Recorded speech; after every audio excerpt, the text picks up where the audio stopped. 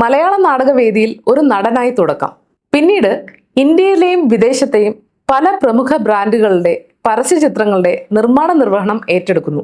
30 വർഷങ്ങൾ കൊണ്ട് 1000-ഓളം പരസ്യചിത്രങ്ങളുടെ ഭാഗമായി മാറുന്നു. ഇന്നത്തെ മലയാള സിനിമയിലെ പല പ്രമുഖ യുവ സംവിധായകരുടെയും ആദ്യ പ്രോജക്റ്റുകളിലെ നിറസാന്നിധ്യം. പരസ്യചിത്ര മേഖലയിൽ രവിചേട്ടൻ എന്ന വിളിപ്പേരിൽ അറിയപ്പെടുന്ന എളങ്കുളം രവിയാണ് ഇന്നത്തെ നമ്മുടെ അതിഥി. നമസ്കാരം രവിചേട്ടാ, വെൽക്കം ടു ദ ഷോ. രവിചേട്ടൻ 1000-ഓളം അഡ്വർടൈസ്മെന്റ്സിൽ ഇപ്പം പ്രൊഡക്ഷൻ കൺട്രോളറായിട്ട് വർക്ക് ചെയ്തു എന്ന് നമുക്ക് എല്ലാവർക്കും അറിയാം. അപ്പം ഈ വീഡിയോ കാണുന്ന പലർക്കും മീഡിയ പ്രൊഡക്ഷനായിട്ട് യാതൊരു ബന്ധമില്ലാത്ത ആളുകളുണ്ടാവും. അപ്പം അവർക്ക് ഈ അഡ്വർടൈസ്മെന്റ് മേഖലയിൽ അല്ലെങ്കിൽ സിനിമ മേഖലയിലൊക്കെ ഈ പ്രൊഡക്ഷൻ കൺട്രോളർ വർക്ക് ചെയ്യുമ്പോൾ എന്താണ് ഈ പ്രൊഡക്ഷൻ കൺട്രോളർ ചെയ്യുന്ന ജോലി എന്നുള്ളത് അറിയണ്ടാവില്ല. അപ്പൊ അവർക്ക് വേണ്ടിയിട്ടാണ് ആദ്യത്തെ ചോദ്യം. ചേച്ചൊന്ന് എക്സ്പ്ലെയിൻ ചെയ്ത് തരാമോ, എന്താണ് ഒരു പ്രൊഡക്ഷൻ കൺട്രോളറുടെ ഡ്യൂട്ടീസ് എന്നുള്ളത്? ഇപ്പൊ ഈ പ്രൊഡക്ഷൻ കൺട്രോളർ എന്ന് പറയുമ്പോൾ അത് പ്രൊഡ്യൂസർക്ക് തുല്യമാണ്, ഈക്വൽ ടു പ്രൊഡ്യൂസറാണ് ആള്. കാരണം പ്രൊഡ്യൂസർ എന്താ ആഗ്രഹിക്കുന്നോ അത് അതുപോലെ നിർത്തി കൊടുക്കുക എന്നുള്ളല്ലേ. ഉദാഹരണത്തിന് ഒരു 100 രൂപയ്ക്ക് ഒരു വർക്ക് തീർക്കണം എന്ന് പറഞ്ഞൊരു ബഡ്ജറ്റ് ഉണ്ടെങ്കിൽ ആ 90 രൂപയ്ക്ക് ചെയ്തു കൊടുക്കുമ്പോഴാണല്ലോ സന്തോഷം. ചില 100 ചിലവാക്കാൻ പുള്ളി തയ്യാറാണ്. പക്ഷെ ഇത് വർക്ക് തീരുമ്പോൾ വർക്കിൻ്റെ എല്ലാ മേഖലകളിലും അത് മാന്യമായ രീതിയിലുള്ള ചിലവും വരുത്തി 90 രൂപയ്ക്ക് തീർന്നു കഴിയുമ്പോൾ ഒരു 10 രൂപ ലാഭം കിട്ടുമ്പോൾ അതിൻ്റെതായ സന്തോഷം വേറെ ആയിരിക്കുമല്ലോ. അപ്പോൾ കൺട്രോളർ എന്ന് പറയുമ്പോൾ അത് ഈക്വൽ ടു പ്രൊഡ്യൂസറാണ്. കാശ് മുടക്കുന്നവനെ സേവ് ചെയ്യുക എന്നുള്ളതാണ് ആ ജോലിയുടെ പരമപ്രധാനമായ ലക്ഷ്യം. നമ്മൾ ഇത്ര രൂപയ്ക്ക് തീർത്തു കൊടുക്കാമെന്ന് പറഞ്ഞാൽ അതിൻ്റെ മുമ്പ് നിർത്തണം, അല്ലെങ്കിൽ അത് കവിഞ്ഞു പോകാൻ പാടില്ല. അഥവാ കവിഞ്ഞു പോയാൽ ആ കവിഞ്ഞു പോകുന്ന എമൗണ്ട് കൺട്രോളർ സഹിക്കാൻ തയ്യാറാണ്. ഞാൻ പല വേദികളിലും പറഞ്ഞിട്ടുള്ള കാര്യമാണത്. പക്ഷെ പലരും അത് അക്സെപ്റ്റ് ചെയ്തിട്ടില്ല. ഞാൻ പറഞ്ഞിട്ടുണ്ട്, കാരണം 100 രൂപയ്ക്ക് ഒരു വർക്ക് പറഞ്ഞാൽ 110 രൂപ ആയി കഴിഞ്ഞാൽ ആ 10 രൂപ ഞാൻ സഹിക്കും, എൻ്റെ ശമ്പളത്തിൽ എടുത്തോളൂ ഞാൻ പറഞ്ഞിട്ടുണ്ട് പല വേദികളിലും. അങ്ങനെ പറയാൻ ഇവിടെ എത്ര ആൾക്കാരുണ്ട്? ആരും ഉണ്ടാവില്ല.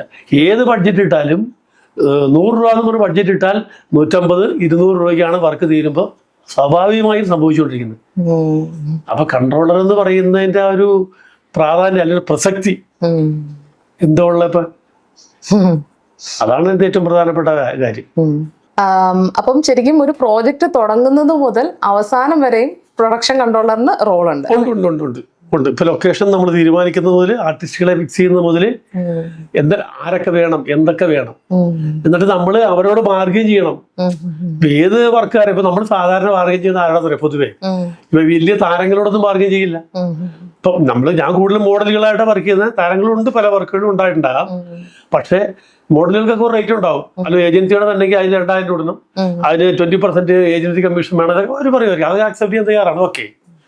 പക്ഷെ ചായ വിളമ്പുന്നവനോടൊക്കെ ആ 150 രൂപ ശമ്പളത്തിനോട് ആ 125 പോരെ എന്ന് ചോദിക്കാൻ പറ്റുമോ? അത് ചോദിക്കാൻ പാടില്ല. അപ്പൊ നമ്മൾ അതൊക്കെ അങ്ങനെയുള്ള ആളുകളുടെ നമ്മൾ കട്ട് ചെയ്യാൻ പാടില്ല. ആർട്ട് മെറ്റീരിയൽ വാങ്ങുന്നതിനും രാത്രി മുഴുവൻ, അതായത് ഒരു വർക്ക് തുടങ്ങിയിട്ടുണ്ടെങ്കിൽ ഏറ്റവും ആദ്യം വരുന്നവരവരാണ്, ഏറ്റവും അവസാനം പോകുന്നവരവരാണ്. അതെ, നമ്മളുടെയൊക്കെ വർക്കിനകത്ത് വർക്ക് ചെയ്യുന്ന പ്രൊഡക്ഷൻ ടീമിൽപ്പെട്ട ആളുകളെ ഇതൊരു രാത്രി വൈകി പോകുന്ന പല ആളുകൾക്കും നമ്മൾ വൈകുന്നേരത്തെ ഭക്ഷണമൊക്കെ മേടിച്ചു കൊടുത്താണ് വിടാറ്. അല്ലെങ്കിൽ അഡീഷണൽ ആയിട്ട് അവർക്ക് എന്തെങ്കിലും ഒരു പേയ്മെന്റ് കൂടി കൊടുക്കാറുമുണ്ട്. അത് പ്രൊഡ്യൂസർക്ക് അതിനകത്ത് പരാതി ഉണ്ടായിട്ടില്ല. നമ്മൾ പറഞ്ഞ സമയത്ത് നമ്മളോട് വർക്ക് ചെയ്ത ആളുകൾക്കാണ്. അതല്ലേ നേരത്തെ പറഞ്ഞ ഒരു ചെലവ് കൂടുന്നുണ്ടെങ്കിൽ അതിന് കൃത്യമായ കാരണ സഹിതം വിവരിക്കണം. ഇന്നിന്റെ കാരണങ്ങൾ കൊണ്ടാണ് നമ്മൾ നേരത്തെ പ്ലാൻ ചെയ്തപ്പോൾ അത് ഉണ്ടായിരുന്നില്ല, ഇപ്പൊ അത് വന്നു. അങ്ങനെ അത് വിശദീകരിച്ച് കൊടുത്തുകൊണ്ട് വേണം എക്സസ് എമൗണ്ട് ആയി എന്ന് പറയാൻ. അത് വെറുതെ 150 കോടിയായി, അത് 200 കോടിയായി എന്ന് വെറുതെ വാക്കപ്പറഞ്ഞിട്ട് കാര്യമുണ്ട. ഒരു എത്തിക്സ് ആണ് അത്. അത് ആരൊക്കെ കൺട്രോൾ ചെയ്യുന്നുണ്ടല്ല, ആരൊക്കെ അത് പരിപാലിക്കുന്നുണ്ട്, ആരൊക്കെ അനുസരിക്കുന്നുണ്ട്, ആരൊക്കെ നടപ്പിലാക്കേണ്ടതെന്നും നമുക്കറിയില്ല. ഓരോരുത്തരുടെ ഇതനുസരിച്ച് പോകും. അപ്പൊ ഇത് ഫിനാൻഷ്യൽ കൺട്രോളിങ് എന്നുള്ളതിന് പുറമെ ആളുകളെ കോർഡിനേറ്റ് ചെയ്യാന്നുള്ള ഒരു ഉത്തരവാദിത്വം കൂടി ഉണ്ടല്ലോ എല്ലാവരും. മുൻപൊക്കെ അങ്ങനെ ഉണ്ടായിരുന്നു. അപ്പൊ നമ്മൾ തുടങ്ങിയ കാലത്തൊക്കെ നമ്മൾ തന്നെയാണ് എല്ലാ ആളുകളെയും കോർഡിനേറ്റ് ചെയ്തുകൊണ്ടിരുന്നത്. പിൻകാലത്ത് ഇതിനൊക്കെ ഏജൻസികൾ വന്നു. ഞാൻ നേരത്തെ പറഞ്ഞില്ല, ജൂനിയർ ആർട്ടിസ്റ്റ് എന്ന് പറയുന്നത് ആദ്യകാലത്ത് ഞാൻ സിനിമ അല്ലെങ്കിൽ സീരിയൽ വർക്ക് ചെയ്യുന്ന കാലത്ത് ജൂനിയർ ആർട്ടിസ്റ്റുകളില്ല. അങ്ങനെ ഒരു കാറ്റഗറി തന്നെ ഇല്ല. നമുക്ക് പരിചയപ്പെടുന്ന ഓരോ ആൾക്കാരെ നമ്മൾ വിളിച്ചുകൊണ്ട് പരിചയപ്പെടുന്ന ആൾക്കാരെ, ഞങ്ങൾ നാടുമായിട്ട് ബന്ധമുള്ളതുകൊണ്ട് നാടകത്തിൽ നിൽക്കുന്ന പല ആളുകളെ നമ്മൾ വിളിച്ചുകൊണ്ട് വരുന്നത്. പിന്നെ അഭിനയിക്കാൻ താല്പര്യമുള്ളവരെ വിളിക്കും, താല്പര്യം ഉണ്ടോ എന്ന് ചോദിച്ചു. പിന്നെ ചില ആളുകൾ അവസരങ്ങൾ അന്വേഷിച്ചു വരും അവിടെ. അങ്ങനെയൊക്കെ ആയിരുന്നു. ഇപ്പൊ അതല്ല, ഇപ്പൊ അതിനൊക്കെ പ്രത്യേകം ഏജൻസികളായി, ഏജന്റുമാരായി.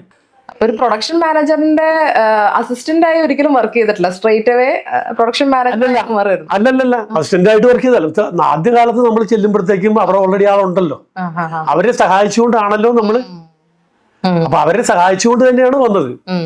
സഹായിച്ചുകൊണ്ട് വന്ന് കുറെ ആളുകള് കുറച്ച് നാൾ കഴിഞ്ഞപ്പോ നേരിട്ട് നമ്മളോട് ചോദിച്ചു നമുക്ക് ചെയ്യാൻ പാടില്ലേ എന്ന് ചോദിച്ചുകൊണ്ട് വന്നപ്പോ നമ്മൾ പ്രൊഡക്ഷൻ നേരിട്ട് ചെയ്തുകൊണ്ട് മാത്രമേ ഉള്ളൂ. അപ്പൊ അഭിനയം അപ്പൊ അവിടെ കൈവിട്ട് പോയോ? അതെയോ? അഭിനയം കൈവിട്ട് പോയതല്ല. അഭിനയം ഈ ചെയ്തുകൊണ്ടിരിക്കുമ്പോ ഈ പ്രൊഡക്ഷന്റെ ജോലിയുടെ ഇടയിലൂടെ അഭിനയം ചെയ്യാൻ പറ്റില്ല എന്ന് പല സംവിധായകരും നേരിട്ട് പറഞ്ഞിട്ടുണ്ട് നമ്മളോട്. ഇപ്പൊ ജൂഡറ്റ് പെറ്റിയുടെയൊക്കെ സീരിയലുകൾ നമ്മൾ ചെയ്തിട്ടുള്ളതാണ്. അതായത് ജൂഡറ്റ് പെറ്റി സീരിയൽ എന്ന് പറയുന്ന കുറേ സീരിയൽ ചെയ്തിട്ടുണ്ട് അദ്ദേഹത്തിന്റെ. ഈ മനോരമ വിഷന് തന്നെ ചെയ്തിട്ടുണ്ട്. അതിന്റെ പേരും ഞാൻ മറന്നു പോയല്ലോ. മിഖായലിന്റെ സന്തതികൾ. അതെ, വളരെ ഫേമസ് ആയിട്ടുള്ള സീരിയൽ മിഖായലിന്റെ സന്തതികൾ. അപ്പൊ അതിനകത്ത് അഭിനയിച്ചിരിക്കുമ്പോൾ തന്നെ ഇതുപോലെ പ്രൊഡക്ഷൻ ചെയ്തുകൊണ്ട്, പക്ഷെ അന്നൊന്നും പ്രൊഡക്ഷൻ ചെയ്യുന്നതിനും ഈ അഭിനയിക്കുന്നതിനും വലിയ തടസ്സം ഉണ്ടായിരുന്നില്ല. കാരണം അന്ന് ആളുകളെ കിട്ടാൻ ബുദ്ധിമുട്ടായിരുന്നു. ജൂനിയർ ആർട്ടിസ്റ്റുകൾ ഇന്നത്തെ പോലെ സജീവമായിട്ടുള്ള കാലമല്ല. നമ്മൾ ചെന്ന് വിളിച്ചു വണ്ടിയിലേക്ക് കയറ്റിക്കൊണ്ട് വരണം പലരെയും. പിന്നെയാണ് കാലക്രമേണ ഇപ്പൊ അതിനൊരു മാനേജർ ഉണ്ടായി, ഒരു ഏജൻസി ഉണ്ടായി, അവനാളെ കൊണ്ടുവരുന്നു. ആ ഒരു സംവിധാനത്തിലേക്ക് വന്നത് പിന്നെ എനിക്ക് തോന്നുന്നത് 8-10 കൊല്ലത്തിന് ശേഷമാണ്.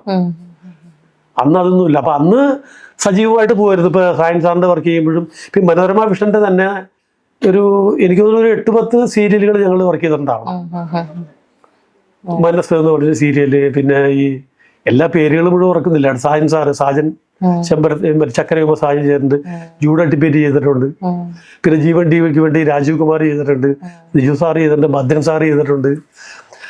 അങ്ങനെ പല ആളുകളും സിബി മലയിൽ ചെയ്തിട്ടുണ്ട്. അങ്ങനെയുള്ള സംഭവങ്ങളൊക്കെ ചെയ്തിട്ടുണ്ട്. പക്ഷേ കാലക്രമേണ ഈ പ്രൊഡക്ഷൻ കൺട്രോളർ ഒരു വലിയ പോസ്റ്റായിട്ട് മാറുകയും ഇപ്പോ സിനിമയുടെ പ്രൊഡ്യൂസർ അപ്പുറത്ത് നിന്നിട്ട് പ്രൊഡക്ഷൻ കൺട്രോളറാണ് ഇപ്പൊ എല്ലാം കൈകാര്യം ചെയ്യുന്ന രീതിയിലേക്ക് എത്തുകയും ചെയ്തിട്ടുണ്ട്. ഇപ്പോ സിനിമ നമുക്കൊന്നും പറ്റാത്തൊരു മേഖലയായി പോയി. അതെ, അതാണ് അടുത്ത ചോദ്യം. അതായത് ഇപ്പൊ രവിചേട്ടൻ ഇത്രയും നാളത്തെ എക്സ്പീരിയൻസ് ഉണ്ടെങ്കിലും ഒരിക്കൽ പോലും സിനിമയിലേക്ക് കടക്കാനായിട്ട് ആലോചിച്ചിട്ടില്ല, അല്ലെങ്കിൽ അതിന് വേണ്ടിയിട്ട് ശ്രമിച്ചിട്ടില്ല. അപ്പൊ അത് എന്തുകൊണ്ടാണ് എന്നുള്ളതാണ്. അത് ഒന്നാമത്തെ കാര്യം, നമുക്ക് അവിടെ ഈ ഇപ്പം നേരത്തെ പറഞ്ഞ പോലെ ഒരു സ്വാതന്ത്ര്യം എന്ന് പറയുന്ന സീരിയലോ അല്ല ഈ സിനിമയോ അല്ല, സീരിയലിന് ശേഷം പരസ്യങ്ങളാണ് നമ്മൾ ചെയ്ത. കുറെ പരസ്യങ്ങൾ ചെയ്യുന്നതിൽ മുഴുവനും പുതിയ ആളുകളാണ്, മോഡൽസുകളാണ് വരുന്നത്. അവരെയൊക്കെ നമുക്ക് കൺട്രോൾ ചെയ്യാൻ പറ്റും. മനസ്സിലായില്ലേ? സിനിമ എന്ന് പറയുമ്പോഴത്തേക്കും സിംഹങ്ങളെ പോലത്തെ ആളുകളാണ് ഇങ്ങനെ വന്നു കൂടുന്നത്. പലപ്പോഴും നമുക്ക് മിക്കവാറും വഴക്കിട്ട് പിരിയാനുള്ള സാഹചര്യം എൻ്റെ ഒരു സ്വഭാവം വെച്ചിട്ട് മിക്കവാറും അടി ഉണ്ടാക്കാനുള്ള സാധ്യത അങ്ങനെ ഒരു 3-4 ഇൻസിഡൻസ് ഒക്കെ ഉണ്ടായിട്ടുണ്ട്. അത് മുഴുവൻ നമ്മളിവിടെ പറയുന്നില്ല. സിനിമയായിട്ട് ബന്ധപ്പെട്ട് നമ്മൾ വഴക്കിട്ട് പിരിയേണ്ട കാര്യങ്ങൾ ഉണ്ടായിട്ടുണ്ട്. പക്ഷെ അതൊക്കെ കുറച്ചുകൂടി ഫ്രീഡവും നമുക്ക് സ്വാതന്ത്ര്യം കിട്ടണതും നമ്മളെ ബഹുമാനിക്കുന്നതുമായ ഒരു മേഖലയാണല്ലോ നമ്മൾ വർക്ക് ചെയ്യേണ്ടത്. ഇപ്പൊ നമുക്കിപ്പോ ഒരു ആള് വിളിച്ചിട്ട് ചന്ദ്രനിൽ ഷൂട്ട് ചെയ്യണം എന്ന് പറഞ്ഞാൽ നമ്മൾ പറ്റില്ല എന്ന് പറയില്ല, പറ്റും എന്ന് പറയുള്ളൂ. ചന്ദ്രമണ്ഡലത്തിൽ ഷൂട്ട് ചെയ്യണമെന്ന് പറഞ്ഞാൽ പറ്റും, ഓക്കെ ആണ്.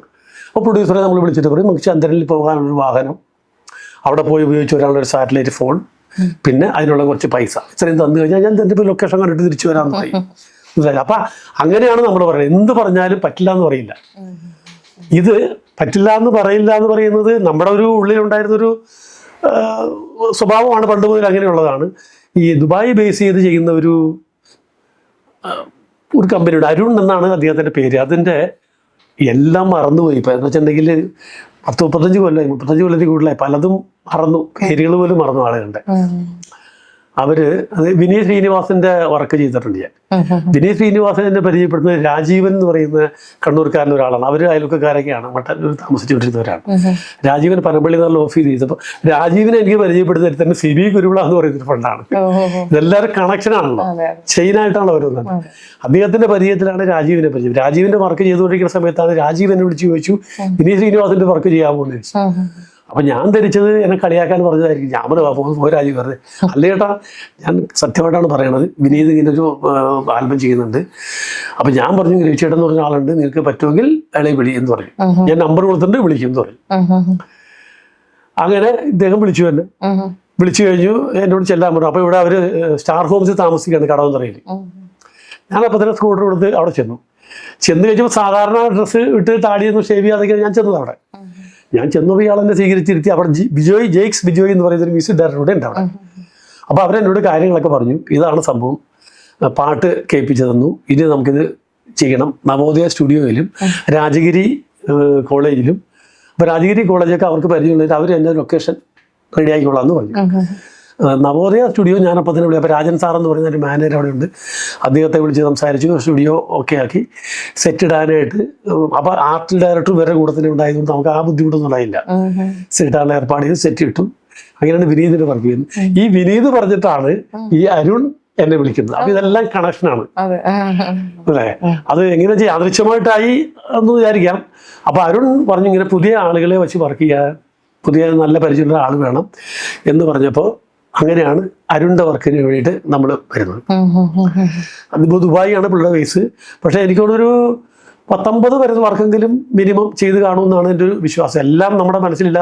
കുറേയൊക്കെ ബിജു തന്നെയാണ് എനിക്ക്, നമ്മുടെ ഫ്രണ്ടാണ് ബിജു എന്ന് പറയുന്നത് 24 ഫ്രെയിംസിന്റെ. അദ്ദേഹമാണ് ഈ പരസ്യത്തിന്റെ പഴയ കളക്ഷൻസ് ഒക്കെ എവിടെ നിന്നൊക്കെ തപ്പിപ്പിടിച്ച് തന്നതാണ്. അതൊക്കെ ഞാനിപ്പോൾ പഴയ ഓർമ്മയ്ക്ക് കാണാൻ വേണ്ടി കുറേയൊക്കെ കളക്ട് ചെയ്ത് വെച്ചിട്ടുണ്ട്, കുറേ ഒന്നുമില്ല. അപ്പൊ വിനീത് ഇത് എന്നെ കണ്ടു കഴിഞ്ഞിട്ട് ഉടനെ എന്നെ ഞാൻ ബഡ്ജറ്റൊക്കെ ഇട്ട് കൊടുത്ത്, യൂണിറ്റ് വിളിച്ച് പറഞ്ഞു, ക്യാമറ വിളിച്ച് പറഞ്ഞു, വേണ്ട സാധനങ്ങളൊക്കെ റെഡിയാക്കി വെച്ചു, ഇന്ന ദിവസം വർക്ക് തുടങ്ങാൻ എന്നുള്ള കണ്ടീഷനൊക്കെ പറഞ്ഞ് റെഡിയാക്കി വെച്ചു. 10 മിനിറ്റ് കഴിഞ്ഞപ്പോൾ രാജീവ് എന്നെ തിരിച്ചു വിളിച്ചിട്ട് പറഞ്ഞു, ചേട്ടാ വിനീതിന്റെ അച്ഛന്റെ പ്രായമുള്ള ഒരാളായിട്ട് വർക്ക് ചെയ്യാനുള്ള ഇച്ചിരി പ്രയാസം ഉണ്ടെന്ന് പറഞ്ഞു. ഞാൻ പറഞ്ഞു എന്താ വേണ്ട, അയാൾ വേറെ വർക്ക് ചെയ്യട്ടെ എന്ന് പറഞ്ഞു. അപ്പൊ ഞാൻ വിനീതിനോട് ചോദിച്ചു, രാജീവൻ ചോദിച്ചു, നിനക്ക് വർക്ക് ചെയ്യാനാണോ അല്ല വേറെ എന്തെങ്കിലും പരിപാടിക്കാൻ ആളെ വേണ്ടതെന്ന് ചോദിച്ചു. വർക്ക് ചെയ്യാനാണ്, നീ പുള്ളിനെ ഏൽപ്പിച്ചാൽ മതി, പെർഫെക്റ്റ് ആയിട്ട് കാര്യങ്ങൾ ചെയ്തു പറഞ്ഞു. അങ്ങനെ വർക്ക് ചെയ്തതിന്റെ പേരിൽ പിറ്റേ തവണ പുള്ളി മറ്റേ പോയി തിരിച്ച് എറണാകുളത്ത് അടുത്ത വർക്ക് എന്നെ വിളിച്ച് വിനീത് നേരിട്ട് വിളിച്ച് തരികയാണ് ചെയ്തത്. പിന്നെ പലവട്ടം കാത്തു നിന്നു എന്ന് പറയുന്ന ഒരു ആൽബം വേറെ ചെയ്തു. അതെല്ലാം പുള്ളി എന്നെ നേരിട്ട് വിളിച്ചതാണ്. അപ്പൊ അങ്ങനെ ഒരു സാഹചര്യം, അങ്ങനെ ഒരു ബന്ധം കൂടി നമുക്ക് അതിനകത്തുണ്ടായിരുന്നു. ഈ പലവട്ടത്തിന്റെ വർക്ക് കഴിഞ്ഞ ഉടനെയാണ് പുള്ളി ഈ മലർവാടിയുടെ വർക്കുമായിട്ട് ബന്ധപ്പെട്ട് പോയി. അതിന്റെ ഓഡിഷൻ നമ്മുടെ ആലുവ പാലസിൽ, ആലുവ പാലസ് അല്ല, ആലുവയിലാണ് അതിന്റെ ഓഡിഷനൊക്കെ നടത്തിയത്. ബ്ലസ്സിയുടെ ഒക്കെ അവിടെ നടത്താറുണ്ട്. ആലുവ YMCA-യിലാണ് ബ്ലസ്സിയുടെ കാഴ്ചയുടെയും ഓഡിഷനൊക്കെ അവിടെ നടന്നത്. അപ്പൊ അവിടെ അതിനുള്ള സൗകര്യങ്ങളുണ്ട്. ഒരു സൈഡിൽ പുഴയും. YMCA ആലുവയിലാണ്. അപ്പൊ അവിടെ വെച്ചായിരുന്നു ഇതിന്റെ. പിന്നെ അതിന്റെ പുറകെ പോയി. ഞാൻ പോയിരുന്നു, ഓരോ വർക്കിനൊക്കെ പോയിരുന്നു. പക്ഷെ സിനിമ ചെയ്യാൻ നമുക്ക് പറ്റില്ല. അന്ന് പുള്ളിയോട് ചോദിച്ചതാണ്, സിനിമ ചെയ്യാൻ നമുക്ക് പറ്റില്ല. അന്നും പറഞ്ഞു ഇതുപോലത്തെ എന്തെങ്കിലും വർക്ക് ഉണ്ടെങ്കിൽ എന്നെ വിളിച്ചാൽ മതി എന്ന് പറഞ്ഞു. ഒന്ന്. പിന്നെ അതിനകത്തൊരു പ്രധാനപ്പെട്ട കാര്യം എന്ന് പറഞ്ഞാൽ മാസങ്ങളോളം നമുക്ക് മാറി നിൽക്കേണ്ട ഒരു സാഹചര്യം വരും സിനിമ എന്ന് പറഞ്ഞു. ഉത്തരവാദിത്വം എന്ന് പറഞ്ഞാൽ അതിനകത്ത് കൂടുതലുണ്ട്, മനസ്സിലായില്ലേ. അത് ചിലപ്പോൾ 30 ദിവസം എന്നുള്ളത് ചിലപ്പോൾ 60 ദിവസമൊക്കെ ആയി മാറിയെന്ന് വരാം. അപ്പൊ അതൊരു പ്രധാന ഘടകമാണ്. അതുണ്ട്, അതിന്റെ കൂടെ നിൽക്കുക. അപ്പൊ അപ്പോഴും ഞാൻ പലയിടത്തും പറഞ്ഞിട്ടുണ്ട് മാറി നിൽക്കാൻ പറ്റില്ല. മിക്കവാറും ഞാൻ ചെയ്ത വർക്കുകൾ മുഴുവനും എറണാകുളം ബേസാണ്. എറണാകുളത്ത് ഷൂട്ട് ചെയ്യുന്ന വർക്കുകളാണ്. പിന്നെ അപൂർവം കുറച്ച് വർക്കുകൾ മാത്രമാണ് നമ്മൾ കേരളം മുഴുവൻ നടന്നു. ഇപ്പൊ അരുണിന്റെ തന്നെ UAE എക്സ്ചേഞ്ചിന്റെ ഒരു വർക്ക് കേരളത്തിൽ തിരുവനന്തപുരം മുതൽ കാസർഗോഡ് വരെയുള്ള എല്ലാ ജില്ലകളും കവർ ചെയ്ത് പോയിട്ടുണ്ട്. അപ്പോൾ ഒരു റോഡ് മൂവി പോലെയാണ് ചെയ്തത്. അതായത് ഒരു വണ്ടിയിൽ ട്രാവലറിൽ നമ്മളെല്ലാവരും ഡയറക്ടർ ക്യാമറാമാൻ ഒക്കെ ഒരു ട്രാവലറിൽ ഇരിക്കും. പുറകെ ഒരു പ്രൊഡക്ഷൻ ടീം വരികയാണ്, പുറകെ ഒരു യൂണിറ്റ് വണ്ടി. ഈ 3 വണ്ടികളായിട്ട് ഇങ്ങനെ പോയിക്കൊണ്ടിരിക്കും ഓൺ ദി വേ. മനസ്സിലായി. ഇപ്പൊ തിരുവനന്തപുരത്ത് ഷൂട്ട്, ഇപ്പൊ വർക്കലയാണ് നമ്മൾ തുടങ്ങുന്നത്. വർക്കല പാവതാമസത്തിൽ തിരയടിക്കുന്നത്, ആ സംഭവങ്ങളൊക്കെ ഷൂട്ട് ചെയ്ത് കഴിഞ്ഞാൽ പിന്നെ നമ്മൾ അടുത്ത ദിവസം ആലപ്പുഴയാണ്. ആലപ്പുഴയില് വള്ളത്തിന്റെ പെണ്ണുങ്ങളത് വേണം. ഒരു ദിവസം ആലപ്പുഴയായിരിക്കും. ആലപ്പുഴയിൽ നമ്മൾ പിറ്റേ ദിവസം നമ്മൾ ഇടുക്കിയിലായിരിക്കും, അവിടെയാണ് ഷൂട്ട് ചെയ്യുക. പിറ്റേ ദിവസം നമ്മൾ ചാലക്കുടിയിലായിരിക്കും താമസം, അതിനും പുള്ളിക്കാരനൊക്കെ പോയി. പിറ്റേ ദിവസം നമ്മൾ തൃശ്ശൂർ ഭാഗത്ത്. അങ്ങനെ താമസിച്ചാണ് ആ ആൽബം ഷൂട്ട് ചെയ്തത്. അന്നത്തെ കാലത്ത് ഒരു ആൽബം ഷൂട്ട് ചെയ്യാൻ എനിക്ക് ഇവിടെ ചുരുങ്ങിയതൊരു 15 കൊല്ലം മുമ്പാണ്, 15-16 കൊല്ലം മുമ്പാണ്. 16 ലക്ഷം രൂപയ്ക്ക് ഒരു ആൽബം ഷൂട്ട് ചെയ്തു എന്ന് പറഞ്ഞാൽ അത്ഭുതമല്ലേ. UAE എക്സ്ചേഞ്ചിന്റെ ആയതുകൊണ്ട് അതിന് പൈസയും പ്രശ്നമായിരുന്നില്ല. എല്ലാ സൗകര്യങ്ങളും ചെയ്ത് അത് ചെയ്യാനും പറ്റിയവർക്ക്. കേരളത്തെ അറിയിക്കാൻ വേണ്ടി അവർ ചെയ്തതാണ്. കേരളത്തിന്റെ പല മേഖലകളിലും സംഭവങ്ങൾ ചെയ്തത്. പിന്നെ UAE എക്സ്ചേഞ്ചിന്റെ പരിചയം എന്ന് പറയുന്നത് എല്ലാം ഫാക്ടറി ബേസ് ആണ്. കാരണം തൊഴിലാളികളാണ് ആർട്ടിസ്റ്റുകൾ മുഴുവൻ. അവർ മുഴുവനും ചെയ്യുന്ന പരസ്യങ്ങളുടെ കണ്ടന്റ് എന്ന് പറയുന്ന പണം പെട്ടെന്ന് ഇപ്പൊ എക്സ്പ്രസ് മണി എന്ന് പറയുന്ന പോലുള്ള പുതിയ പുതിയ ടെക്നിക്കുകൾ വന്നു കഴിയുമ്പോൾ അതായിരുന്നു അവരുടെ പരസ്യങ്ങൾ. അപ്പൊ അതിന് നമ്മൾ തിരഞ്ഞെടുക്കുന്ന ലൊക്കേഷൻ എന്ന് പറയുന്ന വർക്ക് സൈറ്റുകളായിരിക്കും. ഫ്ലാറ്റ് പണിഞ്ഞുകൊണ്ടിരിക്കുന്ന സ്ഥലങ്ങൾ, അവിടെ നിൽക്കുന്ന തൊഴിലാളികൾ സംസാരിക്കുന്നു. അപ്പൊ ഈ തൊഴിലാളികൾ സംസാരിക്കുന്നത് ദുബായി ആയിട്ടാണ് നമ്മൾ സങ്കല്പിക്കുന്നത്. ദുബായിൽ നിന്നും വീട്ടുകാർക്ക് പണം അയക്കുന്നതിനെ കുറിച്ച് രണ്ടുപേരും സംസാരിക്കുകയും ഇന്ന രീതിയിൽ അയക്കുക എന്ന് പറയുകയും ചെയ്യുന്നതായിരുന്നു അവരുടെ സബ്ജക്റ്റുകൾ മുഴുവനും. അതാണ് മിക്കവാറും 90% അങ്ങനെ തന്നെയായിരുന്നു. പിന്നെ അതിന് വിരുദ്ധമായിട്ടാണ് പിന്നെ ഈ 2-3 ആൽബങ്ങൾ അവർ ചെയ്തിട്ടുള്ളത്. ഈ മിന്നലഴകെ മിന്നുമഴകെ എന്ന് പറയുന്ന, അത് ഞാൻ പറഞ്ഞ ഓർമ്മയിൽ വരുന്നില്ല, അങ്ങനെ ഓർത്ത് പറഞ്ഞു. പഴയ കളക്ഷൻസ് ഒക്കെ പോയി. ഇപ്പൊ നമ്മൾ അഭിനയിച്ച് അതിനുശേഷം നല്ലൊരു സീരിയൽ അഭിനയിച്ചു കാണുന്നു. മനോരമ വിഷന്റെ തന്നെ അപർണ എന്നുകൊണ്ട് സീരിയൽ വന്നു. 13 എപ്പിസോഡേ ഉള്ളൂ. 13 എപ്പിസോഡ്. രശ്മി സോമന്റെ അച്ഛനായിട്ടാണ് ഞാൻ അഭിനയിക്കുന്നത്. അതായത് ത്രൂ ഔട്ട് വേഷമാണ്. അതായത് ഒരു നായകനൊക്കെ ആകുന്ന തരത്തിൽ ആ സീരിയൽ വന്നതാണ്. പക്ഷെ ഇതൊക്കെ ദൂരദർശനിലാണ് ഇതും വന്നത്. മോഹപക്ഷികളൊക്കെ ദൂരദർശനിലാണ് വന്നത്. ഈ സീരിയലൊക്കെ ഇങ്ങോട്ട് ഇറങ്ങി വന്നപ്പോഴത്തേക്കും ദൂരദർശൻ സജീവമല്ല വല്ലാതായി. മറ്റു ചാനലുകളൊക്കെ പൊങ്ങി വന്നു. അപ്പൊ എല്ലാവരും, ഇപ്പൊ ഞാനിപ്പോ സീക്രട്ട് എന്ന് പറഞ്ഞ സീരിയൽ 26 എപ്പിസോഡിലാണ്. ആ സീക്രട്ട് സീരിയലിൽ, അത് മനോരമയുടെ തന്നെ, അതിനകത്ത് ഞാൻ പോലീസ് കമ്മീഷണറായിട്ടാണ്. സായികുമാർ, സ്വഭാവ, ഗീതാ വിജയനോടൊപ്പം ഈക്വൽ റോളാണ്. പക്ഷെ അത് ജനം കണ്ടില്ല. അത് ഏഷ്യാനെറ്റിലാണ് വന്നത്.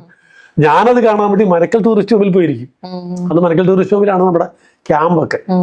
അപ്പൊ മനക്കൽ ടൂറിസ്റ്റ് ഹോമിൽ ഈ സമയമാകുമ്പോൾ അവിടെ പോയിരുന്നാണ് സീരിയൽ കണ്ടുകൊണ്ടിരുന്നത്. വീട്ടിലൊക്കെ അന്ന് കേബിളില്ല, ദൂരദർശൻ മാത്രമേ ഉള്ളൂ. അപ്പൊ അങ്ങനെ ഒരു നിർഭാഗ്യം കൂടി എനിക്കുണ്ടായിട്ടുണ്ട്. കാരണം നമ്മൾ എല്ലാവരും കാണും എന്ന് പ്രതീക്ഷിച്ച് ഇറക്കിയ ദൂരദർശനിൽ ഇറക്കിയ സമയത്ത് ദൂരദർശൻ സജീവമായിരുന്നു. അത് കഴിഞ്ഞ് എന്നാൽ ദൂരദർശനിൽ നല്ല നല്ല സീരിയൽ വന്നപ്പോഴത്തേക്കും ആളുകൾ കേബിളിലേക്ക് പോയി. അപ്പൊ ആ ചാനലുകളിലേക്കൊന്നും പിന്നീട് നോക്കാനും ശ്രമിച്ചിട്ടൊന്നും? ആ ചാനലുകൾ അവർ പിടിക്കുന്ന സീരിയലിലൊക്കെ നമ്മൾ അഭിനയിപ്പിച്ചിട്ടുണ്ടല്ലോ. ഇപ്പൊ മനോരമ വിഷൻ ഇവിടെ തുടങ്ങിയ ഞാനില്ലാണ്ട് ഒരു സീരിയലും അവർ ചെയ്തിട്ടില്ല എന്നാണ് എൻ്റെ ഒരു വിശ്വാസം അന്ന്. കാരണം നമ്മൾ അവരുടെ സ്റ്റാഫിനെ പോലെ തന്നെയായിരുന്നു. നേരം വെളുത്ത. അപ്പൊ അന്ന് ശിവരാം ശ്രീകണ്ഠത്ത് എന്ന് പറയുന്ന ആളായിരുന്നു അന്ന് മനോരമ വിഷന്റെ ഹെഡ്. പിന്നെ ഒരു പ്രശാന്ത് ഉണ്ടായിരുന്നു. പ്രശാന്ത് ഇപ്പൊ ഗൾഫിലാണെന്നാണ് അറിയും. ഇവർ രണ്ടുപേരുടെ ആയിരുന്നു അത് കൈകാര്യം ചെയ്യുന്നത്. പിന്നെ ഷാജി, പിന്നെ ഞങ്ങളൊക്കെ അതിനകത്തൊരു അംഗത്തെ പോലെ തന്നെയായിരുന്നു അന്ന്. എല്ലാ ദിവസവും ഞങ്ങൾ മനോരമ ചെല്ലും, ഓരോരോ കാര്യങ്ങൾ ചെയ്തുകൊണ്ടിരിക്കും. മിക്കവാറും വർക്ക് ഉണ്ടായിരുന്നു. 4-5 സീരിയലുകൾ ഇങ്ങനെ വന്നുകൊണ്ടായിരുന്നു. അപ്പൊ എന്ത് വർക്ക് വന്നാലും നമ്മളെ വിളിക്കും. നമ്മളിൽ അവരിൽ ഒരാളായിട്ട് തന്നെയായിരുന്നു അന്ന് പോയിക്കൊണ്ടിരുന്നത്. പിന്നെയാണ് ഇപ്പൊ അത് മഴവിൽ മനോരമ എന്നൊക്കെ പറഞ്ഞുകൊണ്ട് ഇപ്പൊ അരൂർ പോയി തുടങ്ങി. ദേവചേട്ടൻ മുന്നേ ഒരു നാടക നടനായിരുന്നു എന്നാണ് കേട്ടിട്ടുള്ളത്. അവിടെ നിന്ന് എങ്ങനെയാണ് ഇങ്ങോട്ടേക്ക് വന്നതെന്നുള്ളത്? അത് നാടകം കളിച്ചുകൊണ്ടിരിക്കുന്ന കാലത്ത് തന്നെ നമ്മൾ പീകോക്ക് ടെലിവിഷൻ എന്ന് പറഞ്ഞുകൊണ്ട് MG റോഡിൽ ഹോട്ടൽ എയർലൈൻസിന്റെ ബിൽഡിങ്ങിൽ ഒരു സ്ഥാപനം പ്രവർത്തിക്കുന്നുണ്ട്. പീകോക്ക് ടെലിവിഷൻ എന്ന് പറഞ്ഞിട്ട് ബോബി സാറാണ് അത് വർക്ക്. അദ്ദേഹം ഫെഡറൽ ബാങ്ക് ചെയർമാൻ ആയിരുന്ന ഹോർമിസ് സാറിന്റെ മകനാണ്. അപ്പൊ ഇദ്ദേഹത്തിന് ഈ സ്പൈസസ് ബോർഡിന്റെ വർക്കുകൾ, പിന്നെ ചില ഈ ബോട്ട് ഒഴിക്കുന്ന ഓയിലുകൾ, അതിൻ്റെയൊക്കെ ചില വർക്കുകളൊക്കെ ഡോക്യുമെന്ററി ആയിട്ടൊക്കെ എടുക്കും. ഡോക്യുമെന്ററിക്ക് പുള്ളിക്ക് അവാർഡ് കിട്ടിയിട്ടുള്ളതാണ്. പുള്ളിയുടെ പല അവാർഡുകളും നമ്മൾ പങ്കെടുത്തിട്ടുണ്ട്. അവാർഡ് ഈ ഡിസ്ട്രിബ്യൂഷൻ സമയത്തും അതിനുശേഷം ഒരു പാർട്ടിയൊക്കെ ഉണ്ടാവും. അതിന് നല്ല കമ്പനിയാണ് ഞങ്ങൾ. അത് പുള്ളീനെ പരിചയപ്പെടാനുണ്ടാവുന്ന കാരണമെന്ന് പറയുന്നത് ഈ സിദ്ദിഖ് ലാലായിട്ട് ബന്ധപ്പെട്ടൊരു വർക്കിൽ ഞങ്ങൾ അവിടെ ചെല്ലണം. ഈ ഒരു സ്പൈസസ് ബോർഡിന്റെ റോക്കുമായിട്ട് ബന്ധപ്പെട്ടാണ് ഞാനും ചെല്ലുന്നത്.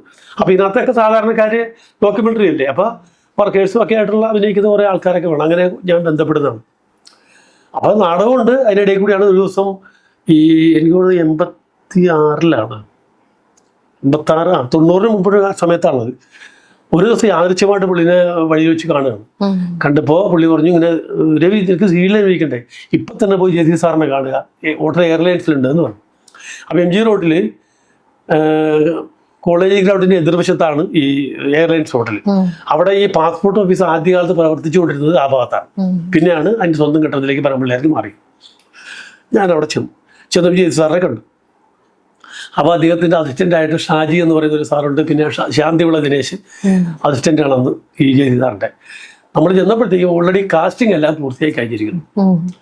അപ്പം ഞാൻ ചെന്ന് പരിചയപ്പെടുത്തി, സാറേ ഞാൻ ബോയ് സാറ് പറഞ്ഞിട്ട് വന്നതാണ്, ഇന്ന ആളാണ്, നാടകമാണെന്നൊക്കെ പറഞ്ഞപ്പോൾ ജയ് സാറ് പറഞ്ഞു, തന്നെ ഞാൻ കണ്ടല്ലോ, തന്നെ നാടകം ഞാൻ ആലുവ ടാസിൽ വന്ന് കണ്ടിട്ടുണ്ട്, രാജൻ പീതാവൊക്കെ അഭിനയിക്കുമ്പോൾ ഞാൻ സ്റ്റേജിൽ വന്നിരുന്നു, ഓർക്കണില്ല, ഞാൻ ഓർക്കണ്ടെന്ന് പറഞ്ഞാൽ. പക്ഷെ എന്ത് ചെയ്യാൻ രവി, നിർഭാഗ്യം, സമയം വൈകിപ്പോയി, വേഷം ഇല്ല, എല്ലാ വേഷങ്ങളും തനിക്ക് പറ്റിയ രൂപത്തിലില്ല. ഞാൻ പറഞ്ഞ സാറേ എന്തെങ്കിലും മതി അതിനകത്ത് കൂടെ.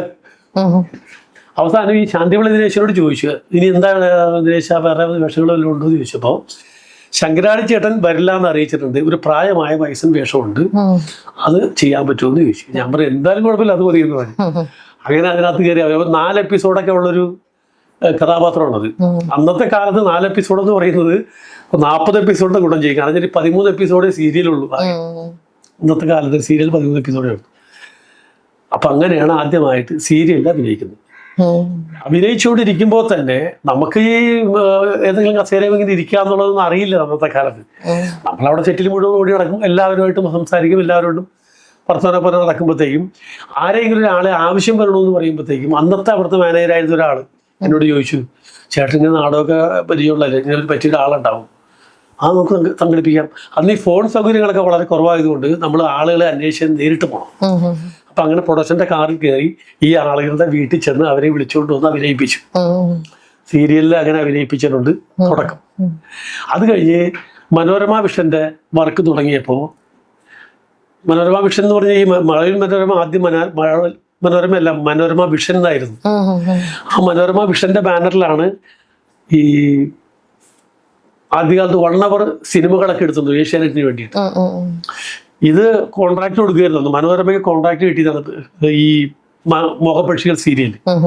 അതുപോലെ അന്ന് ചാനലുകാരൊക്കെ ഓരോ കോൺട്രാക്ടർമാരെ ഏൽപ്പിക്കുമായിരുന്നു എടുത്തു തരാനായിട്ട്. അപ്പൊ ഏഷ്യാനെറ്റ് ആ ഇടയ്ക്ക് 4-5 പ്രോജക്റ്റുകൾ കൊടുത്തു പലർക്കും.